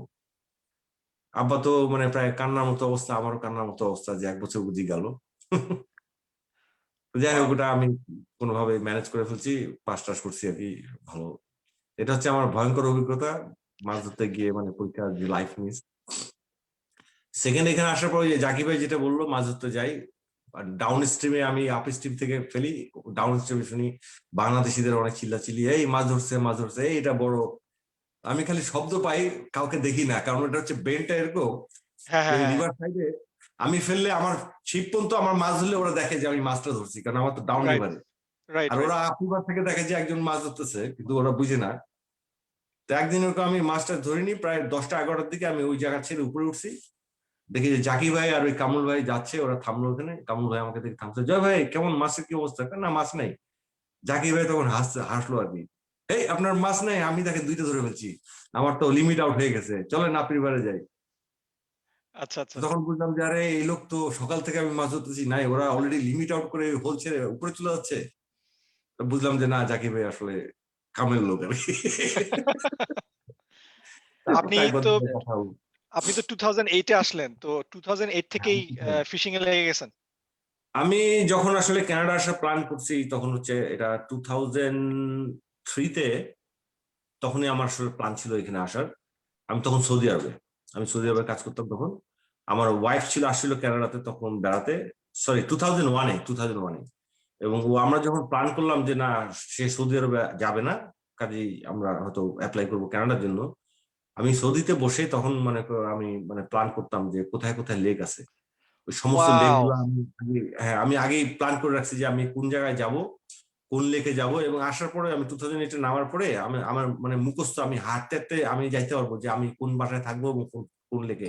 এবং সেই লেকে আমি মানে গুগল ম্যাপে হোক, গুগলে হোক, ছবিতে বা যত ডিটেলস নিয়ে মানে নেওয়ার মতো আমি নিয়ে গেছিলাম, দ্যাটস ডেডিকেটেড হোমওয়ার্ক। কোথায় থাকুন কোথায় কি থাকে। হ্যাঁ, এবং তখন আমার কাছে গাড়ি ছিল না, আমার মনে আছে আমি বাসে করে 2টা বাস চেঞ্জ করে অনেক অনেক জায়গায় যেতাম। এবং 1টা বা 2টা বাস চেঞ্জ করে আমি একটা, ওই যে জাকিব এখন থাকে ওখানে একটা লেকে, আমি প্রায় 3 মাস বসেছিলাম সবকিছু ফেলে। প্রতি শনিবার আর রবিবার আমি যেতাম, একটা ছিপ ফেলতাম। আর আমি মানে প্রতি শনি রবিবারে আমি জানতাম না কি মাছ বা কিভাবে কি হবে না হবে, যেহেতু মানে এক্সপিরিয়েন্সটা কম, আমরা হ্যাঁ দেশি হ্যাঁ স্টাইলে শুরু করছি আর কি। কারেক্ট তো কারেক্ট 3 মাস মাছ ধরতে গিয়ে দেখি যে কিছুই নাই, কিন্তু আমি কোনোদিন হতাশ হইনি। মানে almost 3 months every Saturday and Sunday I went there without any fish. আচ্ছা আচ্ছা তারপর হঠাৎ করে একদিন দেখি একজন আসলো, আধা ঘন্টায় 3টা ট্রাউট ধরলো, নিয়ে চলে গেল। তো ওকে আচ্ছা আমি জিজ্ঞেস করছিলাম যে, আমি ওকে দেখলাম যে ও কি করে, ওর সেট আপটা ডিফারেন্ট। আমি ওকে জিজ্ঞেস করলাম যে আচ্ছা তুমি তো ম্যাজিক দেখাইলা, এটা আসলে কি, ব্যাপারটা কি, আমাকে একটু বলবা। তো সে আমাকে কিছু মানে অ্যাডভাইস দিল যে না এরকম তার সিস্টেমটা আমি একটু মানে মোটামুটি লক্ষ্য করলাম। সেদিন মাছ ধরা বন্ধ করে আমি দোকানে গেছি, জিনিসপত্র কিনছি। পরের দিন ছিল রবিবার, পরের দিন গিয়ে আমি 3টা ট্রাউট ধরছি, বাসা নিয়ে আসছি মানে বুক কুলায়। এবং তারপর থেকে আর ট্রাউটের দিকে আর চোখ তুলে তাকানো লাগেনি। আচ্ছা আচ্ছা আচ্ছা এখন ওই সো সেটআপে আমি ধরি না, এখন আমার সেটআপ চেঞ্জ হয়ে গেছে, আমার স্টাইল চেঞ্জ হয়ে গেছে, আমি ট্রাউটই ধরতে যাই না, কারণ এত ট্রাউট ধরছি আর ভালো লাগে না। মানে ওটা তো আসলে মানে যে জিনিসটা করে বারবার রিপিটেশন, এটা তো আসলে মানে আনন্দ না। হ্যাঁ দ্যাটস ট্রু দ্যাটস ট্রু। তার মানে এখানে সবার একটা বোঝার ব্যাপার হলো যে অ্যাকচুয়ালি এই যে আহ, আপনি এতদিন গিয়ে ওখানে কিছুই পেলেন না, কারণ কারণ ওখানে কেউ মাছ ছিল না, আছে। আমি তো জানি। হ্যাঁ, অবজারভেশনটা আমি তো কাউকে করতে পারিনি। রাইট, মানে এই যে আপনার এক্সপিরিয়েন্স আছে কিন্তু না না না, সেটআপ এটা সেটআপ হচ্ছে এবং প্রপারটা যদি না থাকে, এটার না, জন্য যে সেটা তো না। পড়াশোনা এবং প্রিপারেশনের যে প্রয়োজন। হ্যাঁ, এটা আমি আমি একটা কথা বলি আপনাকে, মানে আমাদের নলেজটাকে বাড়াইতে হবে এই কারণে, এবং প্রচুর স্টাডি করতে হবে এবং আউটিং করতে হবে। ওখানে না গেলে এটা হতো না আমার কাছে। কারেক্ট। তার কারণ হচ্ছে ওই লেকে বছরে একবার ট্রাউট ছাড়ে, এখানে তো লেকে স্টক করে। আর আমি তো না জেনে ওখানে 3 মাস যে পড়েছিলাম, কোনো তো মাছ ছিল না, বা একটা দুটো ছিল হয়তো আমার সেটআপের জন্য কিন্তু ওখানে তো ট্রাউট গুলো আসলে স্টকিং ট্রাউট, এটা তো ন্যাচারাল ট্রাউট না। রাইট। আচ্ছা, আমি তো ওই জিনিসটা দেওয়ার ছিল আনফরচুনেটলি না। একটু আমাকে রাখতে হবে, কারণ যে আমরা ওকে। গুছিয়ে ফেলছি। It was very nice to know so much about Ontario fishing, and sorry for interrupting in the middle to no no leave. No, thank you Zaki ভাই, Yeah, আপনি no, আজকে জয়েন করার thanks জন্য। a lot. Okay, and yeah, ঠিক we আছে look Zakir forward ভাই, to দেখা হবে। learn more from you guys. And if there are any question or anything that you need any input from my side, please let me know. I will reply back using text or in the Facebook page. Sure, thank you. Thank you Zakir ভাই। Bye everyone. হ্যাঁ, ঠিক Yeah, আছে। thank you, Jai. By. হ্যাঁ, Okay, ঠিক আছে। okay. See you. তো যেটা বলছিলাম, আপনার আসলে এক্সপিরিয়েন্স একটা ডিফারেন্ট জিনিস, আউটিং করে যায় লাইভলি জানা, এটা একটা হিউজ ইম্প্যাক্ট। আমরা যারা হয়তো অন্য মানুষকে জিজ্ঞেস করি যে ভাই মাছ কোথায় পাবো, কিভাবে পাবো, কি দিয়ে ধরবো, আমার মনে হয় যে মানে কানে কানে না শুনে, ফোনে না শুনে বা ভিডিও না দেখে আমাদেরকে আসলে যাওয়া দরকার। ওখানে গিয়ে এক্সপ্লোর করলে হয়তো একদিন সাকসেস হয় না, মানুষ কখনোই একবারে পারে না, কারেক্ট। বেশ কিছুবার যেতে হবে, গিয়ে দেখতে হবে যে অন্য মানুষ কি করছে। অবজারভেশন ইজ ভেরি বিগ, মানে অবজারভেশনটা আপনাকে করতে লাগবে যে ওখানে কি হচ্ছে, কোথায় মাছটা কিভাবে যাচ্ছে। মাছের তো অনেক ধরনের জিনিস, তো মানে সবকিছু যদি আমরা আসলে বুক নলেজ থেকে নেই, বা এখন তো ইউটিউব নলেজ থেকে নেই, এটা আসলে মানে এনাফ না, হ্যাঁ, আনলেস না, এনাফ আপনি না। spot-এ গিয়ে বোথ explore মানে করেন। Paper work and field work. যে আপনি যেটা বলছেন যে কাউকে শ্যাডো করতে হবে, আহ, মানে কারোর সাথে যাওয়া অথবা কেউ করতেছে তার থেকে দেখে বোঝা যে কেন সে অবজারভেশনটা, হ্যাঁ হ্যাঁ হ্যাঁ, হ্যাঁ এই দুইটার কম্বিনেশন দরকার। যে মানে আমাকেও কিছু প্রিপেয়ার করতে হবে, কারণ তার কাছ থেকে যেটা শিখছি ওইটা আমি বুঝতে হবে তো আসলে কি করতেছে সে, যাতে ওই যে হ্যাঁ ইউটিউবের যে নলেজটা বললেন ওখানেও একটু ইনফরমেশন দরকার, সাথে ফিল্ডে গিয়ে এটা আসলে দেখতে হবে যে আসলে কোন জিনিসটা কাজ করছে কি করছে না। কারণ ইউটিউবে ধরেন রডে ফিলের কথা বলে যে মাছ বাইট করলে বোঝা যায়, কিন্তু এটা না গেলে তো আসলে বোঝা যাবে না বোঝার হ্যাঁ, উপলব্ধিটা যে কেমন। ফিল্ডটা কোনটা, রাইট রাইট হ্যাঁ, right. Exactly. Ayaz, are you there? I don't know if Ayaz is there. আজ আচ্ছা, ও মিউট অন্য হয়ে আছে। কোনো ফিডব্যাক কেউ চাচ্ছে আপনার আহ ফেসবুকে? আচ্ছা, রাসেল ভাই বলল অ্যামেজিং আপনাদের ফিশিং এর গল্প শুনে। আহ, মতিন এম আবেদিন আহ, উনি জিজ্ঞেস করলেন ক্যান আই জয়েন। আপনি কি জুমে জয়েন করার জন্য বললেন? আমি ঠিক বুঝি নাই। We can see your comment, আপনার যদি কোনো কোয়েশ্চেন থাকে। আর আমাদের মাত্র আর আমরা we are here for another maybe 12 minutes. Russell ভাই বলল, জয় ভাই আপনি কি নর্থ বেঙ্গল থেকে কিনা? হ্যাঁ, রাসেল আমি ভাই জিজ্ঞেস করলেন। আমার অরিজিনাল বাসা হচ্ছে রংপুরে। রংপুরে। রাসেল ভাই আপনি শুনলেন, রাসেল ভাই আপনিও কি নর্থ বেঙ্গলের নাকি? আহ, জালাল ভাই জিজ্ঞেস করলেন, nice adda, thanks for arranging, unfortunately I have to leave now, best of luck. Thank you very much Jalal ভাই আমাদেরকে জয়েন করার জন্য। I had the opportunity to fish with him as well. Coincidentally ওনার কাছ থেকে স্পট দেখে আমরা ফ্যামিলি ফ্রেন্ডরা মিলে ফিশিং করতে গিয়েছিলাম ওই জামাল কার্পের ভাই। জন্য। হ্যাঁ, জালাল ভাই আমাদের, উনি উইন্ডসরে থাকেন। তো আচ্ছা আচ্ছা। আমরা তো হলাম টরন্টো, উইন্ডসর হলো আমাদের থেকে প্রায় আপনার 3.5 ঘন্টা 4 ঘন্টার মতো ড্রাইভ। সো আমরা কিংসভিলে মাছ ধরতে গেলাম, দেখি যে ঘন্টা 1.5 ঘন্টা পরে জালাল ভাইও আসলো। তো ওখানে জালাল ভাইয়ের সাথে মানে ফার্স্ট হ্যান্ড দেখা হলো। আহ, রাসেল ভাই বলল উনি I am from Rangpur too. ও, উনিও রংপুর থেকে। আচ্ছা, আচ্ছা। রাসেল রাসেল আর ভাই জি আমার এস। সঙ্গে আপনার রাসেল ভাই আপনার সঙ্গে আমার কানেকশন আছে কিনা ফেসবুকে? আমি অন্য যদি কেউ থাকেন আমার সঙ্গে ফেসবুকে, আসলে আমার জিল্লুর রহমান জয় নামে আছে, তো আপনারা কানেক্ট হতে পারেন। আমি আসলে খুব মানে খুশি হব আর কি, সবাই আমার সম্ভাবনা। আমি মনে করি যে ফিশারম্যান প্রত্যেক মানুষই সমান না, যারা অরিজিনালি ট্রুলি ফিশিং করে তাদের আসলে আমি মানে আজ পর্যন্ত আমি মানে বিলিভ মি অর নট, আমি এমন কোন ফিশারম্যান দেখিনি যে খারাপ লোক, যারা সত্যি সত্যি ফিশিং এ যায়। কারেক্ট। এরকম না যে একদিন গেল দুদিন গেল মানে সে বলছে fisherman, I am not meaning with that type of people, right but right, মানে যারা ডেডিকেটেডলি ফিশিং এ যায় আমি সবাইকে দেখছি হাসি খুশি ফ্রেন্ডলি, এবং আসলে এরা মানে প্রচন্ড রকমের ভালো একটা মানুষ আমি আমি মনে করি আর কি। এবং আমি কখনোই আমার ফিশিং ফ্রেন্ডদের সঙ্গে আমি কখনো দেখিনি যে খারাপ কেউ আসছে আর কি। তো আমি আমি অ্যাপ্রিসিয়েট করবো কেউ যদি আমার সঙ্গে বন্ধুত্ব করতে চায় বা আমার সঙ্গে আসে আর কি। শিওর। সো সবাই শুনলেন যে জয় ভাই is open to friend request and invite, আপনারা যদি ইয়েতে থাকেন। আম, আপনার একজন আচ্ছা রাসেল ভাই, আপনি প্রশ্ন করেছিলেন, আমাদের হাতে এখনো 10 মিনিট আছে, যে রড এবং রিলের ব্যাপারে। সো ওই রড এন্ড রিল ধরেন ইটস এ ভেরি জেনারেল, মানে কথা বলার অনেক সময়ের ব্যাপার। আপনার যদি কোনো স্পেসিফিক স্পিসিস এর ব্যাপারে, রড এন্ড রিলের ব্যাপারে যদি কোনো কোয়েশ্চেন থাকে তাহলে ওটা করেন, then we can cover that part ইনশাল্লাহ।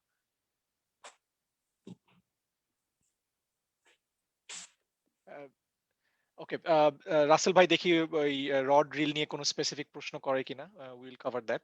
আচ্ছা, জয় ভাই, আপনারা যে এই ফর এক্সাম্পল এই যে স্যালমন এবং ট্রাউট যে রিভারে ধরেন, জাকি ভাই আহ, বলেছিল যে আমরা যখন বলছিলাম যে মানুষজন যে এক মাছ দেখলেই আবার কপি করার জন্য ওখানে সবাই এসে ঝাঁকায় পড়ে মাছ ধরার জন্য, কিন্তু বাট দে ডোন্ট আন্ডারস্ট্যান্ড যে you have to improvise understanding the situation, হ্যাঁ, রাইট? Every time change.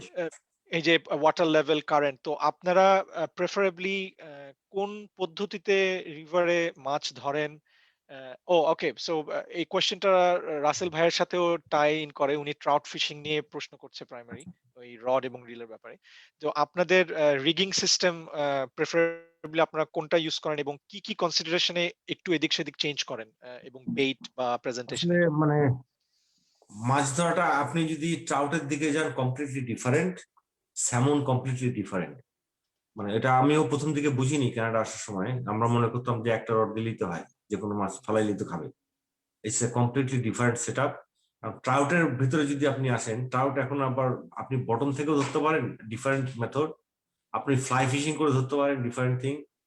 আপনি কেঁচো দিয়ে ধরতে পারেন, ফ্লোট ফিশিং করে, ডিফারেন্ট থিং। তো কাজে তিনটা রাইট জিনিস চলে আসছে, যে আপনি মানে রিগ করবেন ওই যে ফ্লোট নিচে বটমে ফেলে উপরে ওই যে পাওয়ার বেইট দিয়ে যেটা ভাসে ওঠে, রাইট এটা করলে একটা ডিফারেন্ট সেট আপ হয়। আর সেট আপটার সমস্যা না, টার্মিনাল টার্মিনাল জিনিসটা আলাদা। তো ট্রাউটের যদি আমি যাই, ট্রাউটের জন্য মেইনলি দুইটা পারপাস, একটা হচ্ছে ফ্লাই ফিশিং আর একটা হচ্ছে আমাদের নর্মাল স্পিনিং সেট আপ দিয়ে যেটা আমরা করি। তো ফ্লাই ফিশিংটাকে আমি আলাদা করে রাখি, কারণ ফ্লাই ফিশিং আমরা ওটা বাংলাদেশিরা কমপ্লিটলি একেবারে হ্যাঁ রাইট। হ্যাঁ ওটা আমরা করি না, যেহেতু ওটা আমি একটু আলাদা করে রাখি। এখন যদি স্পিনিং এ আসি, ট্রাউটের জন্য ন্যাচারালি একটা 6.5 ফিট থেকে নিয়ে 9 ফিট রড হলেই হয়। এবং রডটা আমি বলবো যে ট্রাউট যেহেতু মোটামুটি, যদি লেগ ট্রাউট বা ছোট ছোট ট্রাউট যেগুলো আমরা ট্রাউটের প্যান ফ্রাই ট্রাউট যেগুলা কথা বলছি আর কি, এখন বিগ ট্রাউট ডিফারেন্ট থিং, যে আপনি যেমন শানে ভাই যেমন আপনি বোটে গিয়ে যে বড় মাছগুলো বড় ট্রাউটের টার্গেট করেন, আপনার set up completely different. Correct, ওটা কমপ্লিটলি ডিফারেন্ট, হ্যাঁ। হ্যাঁ, আপনি হয়তো মনে করেন যে বড় রড প্রেফার করবেন, 9 ফিট রড, একটু মিডিয়াম হেভি বা মিডিয়াম। ওগুলো আবার ডাউন রিগার, মানে এক একটা কামান, বুঝছেন? হ্যাঁ কারণ শোর বা এই যে স্ট্রিম ফিশিং এ কিন্তু আবার কমপ্লিটলি সেপারেট হ্যাঁ, তো সেটআপ। কাজে অনেক ধরনের ইয়ে আছে। এখন কেউ যদি লেকে যায়, সাধারণত যারা প্রথমে স্টার্ট করে তারা লেকে যায়, তো যদি আমি প্রেফার করি যে 6.5 ফিট থেকে নিয়ে 8 ফিট বা 8.5 ফিট রড এনাফ। কারণ বেশি বড় হলে কাজ করতে সমস্যা হয়, ও মাঝে মাঝে গাছ থাকে লেকগুলোর আশেপাশে, আচ্ছা আচ্ছা, এবং ওই রডটা অন্য জায়গাতে রাইট ইউজ রাইট, করা যায় না, টাইট জায়গাতে ইউজ করা যায় না। হ্যাঁ হ্যাঁ হ্যাঁ। তো আর ওটা যদি একটা সেট আপ থাকে আপনার, যত লাইট করা যায় ট্রাউটের জন্য, যদি আপনার রড যদি 6.5 থেকে 8 ফিট বা 8.5 ফিট ম্যাক্সিমাম, আপনার মিডিয়াম হেভি না সাইড না, পাওয়ারটা হইতে হবে লাইট বা মিডিয়াম, আর অ্যাকশন হইতে হবে ফাস্ট। ফার্স্ট অ্যাকশন, আচ্ছা। হ্যাঁ, রডের ক্যাটারের ভিতরে পাওয়ারটা যেটা পাওয়ার সেটা হচ্ছে আইদার লাইট কিংবা মিডিয়াম, আর অ্যাকশন হইতে হবে ফাস্ট বা মিডিয়াম ফাস্ট। কারণ আপনার রড টিপটা আপনাকে বুঝতে হবে, আপনি যাই করেন না কেন রড টিপের উপর অনেক কিছু ডিপেন্ডস করে। আপনার ফার্স্ট যদি না স্লো হয় পুরো রডটা আস্তে করে বেন্ড হবে, আর এই বেন্ডিংটা বোঝা যায় না, মাঝে মাঝে স্রোতের কারণে হোক বা পানির Correct. কারণে হোক বাতাসের কারণে আপনি পুরোটা হ্যাঁ। বুঝবেন না। কিন্তু ফার্স্ট রড হলে আপনার টিপটা শুধুমাত্র এই জিনিসটা আপনার খুব হ্যাঁ। দ্রুত নড়ে। তা আমরা যদি বটমে করি, তো বটমে করে আপনার টার্মিনাল সেট আপে গিয়ে আমরা একটা ওয়েট সিঙ্কার দিই, বড় ওয়েট, যেটা মানে 1/3 আউন্স বা হাফ আউন্সের কাছাকাছি। ওই ওয়েট সিঙ্কারটা দিলে আপনার লাইনটা থ্রু থাকে আর কি সিঙ্কারের আচ্ছা, ভিতর দিয়ে। তারপর আচ্ছা, একটা আচ্ছা। সুইভেলের সঙ্গে আমরা মোটামুটি যেটা যদি পাওয়ার বেগ দিয়ে ধরি তাহলে হয়তো 2.5 ফিট বা 3 ফিট মতো লিডার, নাম্বার 4 বা নাম্বার 3 পাউন্ড লিডার, 3 পাউন্ড বা 4 পাউন্ড লিডার দিয়ে আচ্ছা, উপরে ছোট নাম্বার 10 বা number 8, actually number 6 to number 8 এই দুটা সাইজ বসিয়ে আমি দেখছি ভালো। দিয়ে আমরা পাওয়ার বেটের যে এগ পাওয়ার বেট আছে, ফ্লোটিং পাওয়ার বেট কিংবা রাইট, রাইট, ফ্লোটেড আপনার কতগুলো ওদের পেস্ট পাওয়া যায়, পেস্ট রাইট। এমন ভাবে লাগে যেন ওটা ফ্লোট করে ওঠে। ট্রাউট যেহেতু হ্যাঁ, নিচে থেকে খায় না, রাইট। ওরা খায় উপর থেকে এবং ওরা ঘুরে। এখন এটাও একটা ডিফারেন্স, ওটা আমি পরে আসছি। তো ওটা দেওয়ার পরে 3 ফিট বা 2.5 ফিট দেওয়ার পরে আপনার পেস্টটা লাগাই দিলে বা পাওয়ার এগটা লাগাই দিলে আপনি যখন কাস্ট করে ফেলবেন আপনাকে জানতে হবে কোন জায়গাটায় মাছ ফিডিং করতেছে, কোথায় মাছ লাফাচ্ছে, মাছের সাইন দেখলেন বা অন্য কাউকে দেখলেন ওখানে ধরতে, পরের দিন ওখানে গিয়ে আপনি যখন ফেলবেন ওখানে, তখন ওটা নিচের থেকে বটম থেকে ওটা ভেসে ওঠে 3 ফিট উপরে বা 2.5 রাইট। ফিট উপরে, ডিপেন্ডস অন দা পানি মানে কন্ডিশন। হ্যাঁ। তখন ট্রাউট এসে ওটা খেলে আপনি মনে করেন যে একটা সুতাটা টান করে রাখলে আপনি যখন সুতাটা টিপতে দেখবেন এরকম করে ট্রাউট রডে আসলে অ্যাকশনটা দেখা যায়। হ্যাঁ। হ্যাঁ ওটা আসলে টাও গিলিয়ে ফেলে, ওরা ওরা খুব পছন্দ করে পাওয়ার বেট, যেটা হুম, হুম, হুম, পাওয়ার এগ বা পাওয়ার পেস্ট, ওটা আসলে টাও গিলিয়ে ফেলে। তো হুম, হুম। আমি এক একটা লেকে এক এক রকম, অনেক সময় ওরা অরেঞ্জ কালারটাকে ভালোবাসে, অনেক জায়গাতে গ্রিন চার্টারাস কালারটাকে ভালোবাসে। এটা আপনার নিজের ফাইন্ডিং করতে হবে যে কোন লেকে ওরা কিরকম হচ্ছে। কিন্তু অরেঞ্জ, সবুজ বা চার্টারাস কালারটা, এটা লেমন কালারটা, এটা খুব মানে আমি দেখছি যে কাজে এফেক্টিভ। এটা একটা গেল। আপনি এখন যদি মানে এমন সময় মাছ ধরতে গেছেন যখন দেখলেন যে আসলে ট্রাউট এক একটা লেভেলে খায়, কখনো ওরা বটমের নিচের থেকে নিয়ে 1 ফিট দূরে, ওই সময় মানে এটা ওরা তো আসলে পোকা খায়, ওটা ইমার্জ করে কোন সময়, ওটা টাইমিংটা দেখা লাগে। অনেক সময় যখন পোকাগুলো উপরে চলে যায় তখন ওরা দেখা যায় যে টপ লেভেলে খাচ্ছে, তখন আপনি নিচে ওরকম করে বটম দিয়ে করলে আপনার মাছ ধরবে না, হবে না। রাইট। তখন আপনাকে ফ্লোটিং সিস্টেমে যেতে হবে। তো ফ্লোট সেট আপ আমরা বাংলাদেশের সবাই মোটামুটি জানি, একটা ফ্লোট থাকে, ফ্লোটের নিচে ছোট একটা ওয়েট যেন ফ্লোটটা হাফ ডুবে, আর নিচে 6 ইঞ্চি বা 5 ইঞ্চি 4 ইঞ্চি লিটার দিয়ে হয়তো থাকলো আর কি। তো ফ্লোট সেপের একটা ডিফারেন্ট।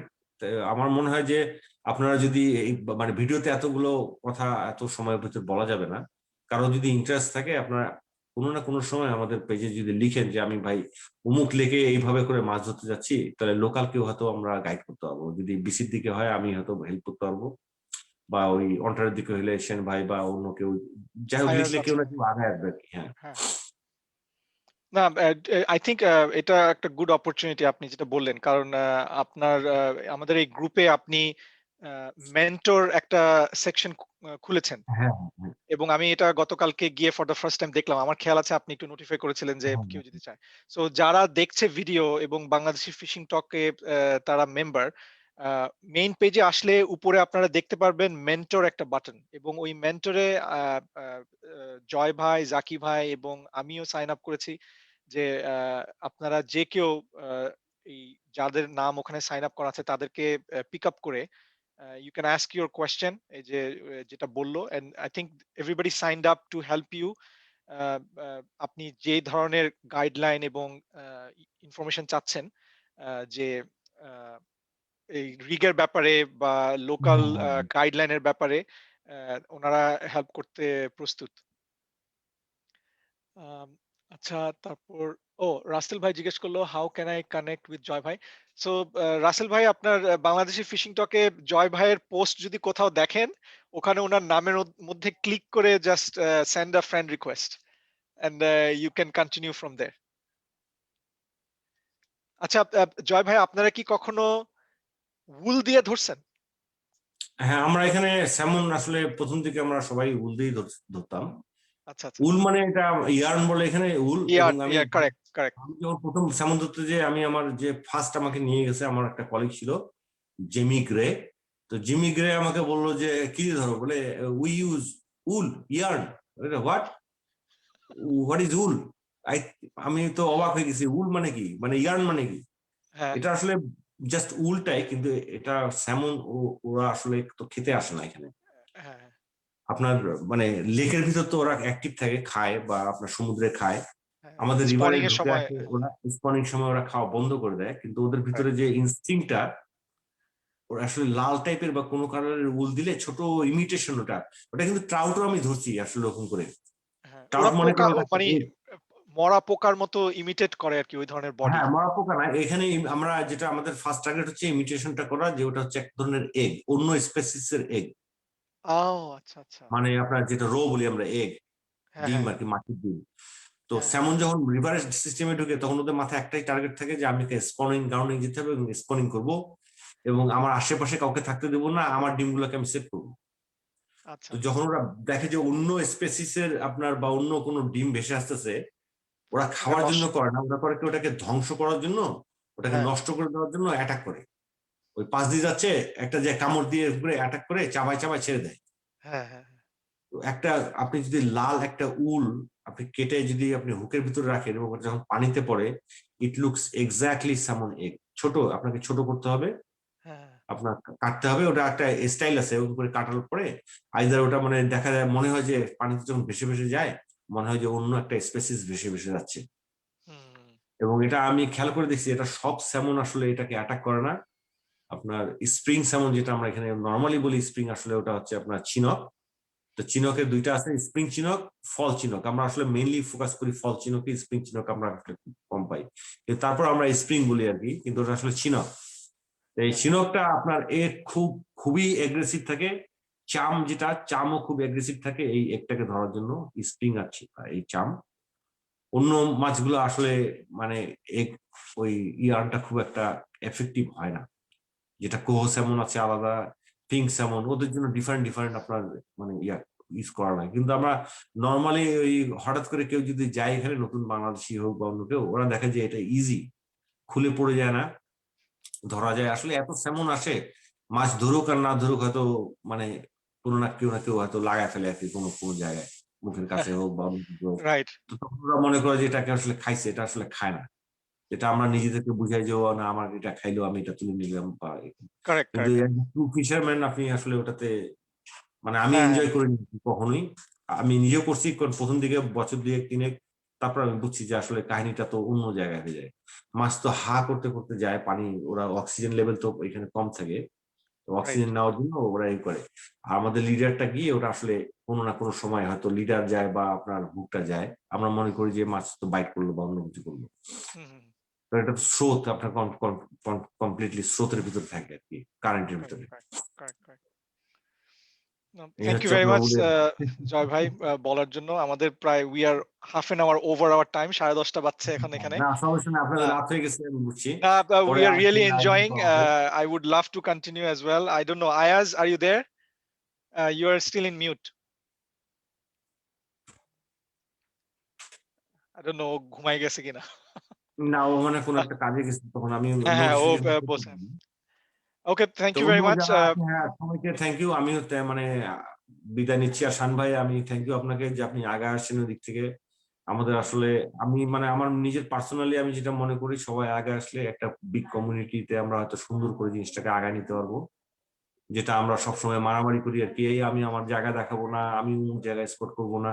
তা আমাদের সবার ভিতরে যদি ওই মানে লেভেলটা ক্রিয়েট করতে পারি যে সবাই আসলে নিজের জায়গা ফাইন করতে পারবো বা অন্য কিছু করতে পারবো, তাহলে আর প্রশ্নগুলো আসে না। নতুন যারা তখন ঢুকবে, অ্যাটলিস্ট মনে করেন 20 জনের যদি ভালো ফিশারম্যান থাকে, তা 20 জনের সঙ্গে আরো 40 জন কিন্তু মানে ভালো হয়ে যায়।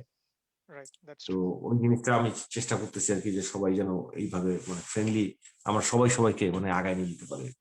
Thank you very much ওই এফর্টটা নেওয়ার জন্য। থ্যাংক ইউ, আসলে থ্যাংক ইউ, থ্যাংক ইউ একজন এভরিবডি। আরেকজনের কাছ থেকে শেখাটা is important to understand যে what is the proper way of doing it. So thank you সবাইকে অ্যাজ ওয়েল জয়েন করার জন্য। এই ভিডিওটা রেকর্ড করা হয়েছে, I think it might be in the Facebook live, আমাদের পেজেও থাকবে হয়তোবা। আর যদি নাও থাকে আমরা এটা পোস্ট করব ইনশাল্লাহ। এন্ড যদি কোনো কোয়েশ্চেন থাকে জয় ভাইকে বা জাকি ভাইকে প্রশ্ন করতে পারেন। আমাদের বাংলাদেশি ফিশিং টকে এবং মেন্টর যে সেকশনটা আছে ওখানে গেলে ওনাদেরকে দেখবেন and you can reach out to them personally. Until next time when we meet or end something, thank you very much. Allah Hafiz and goodbye. আল্লাহ হাফেজ।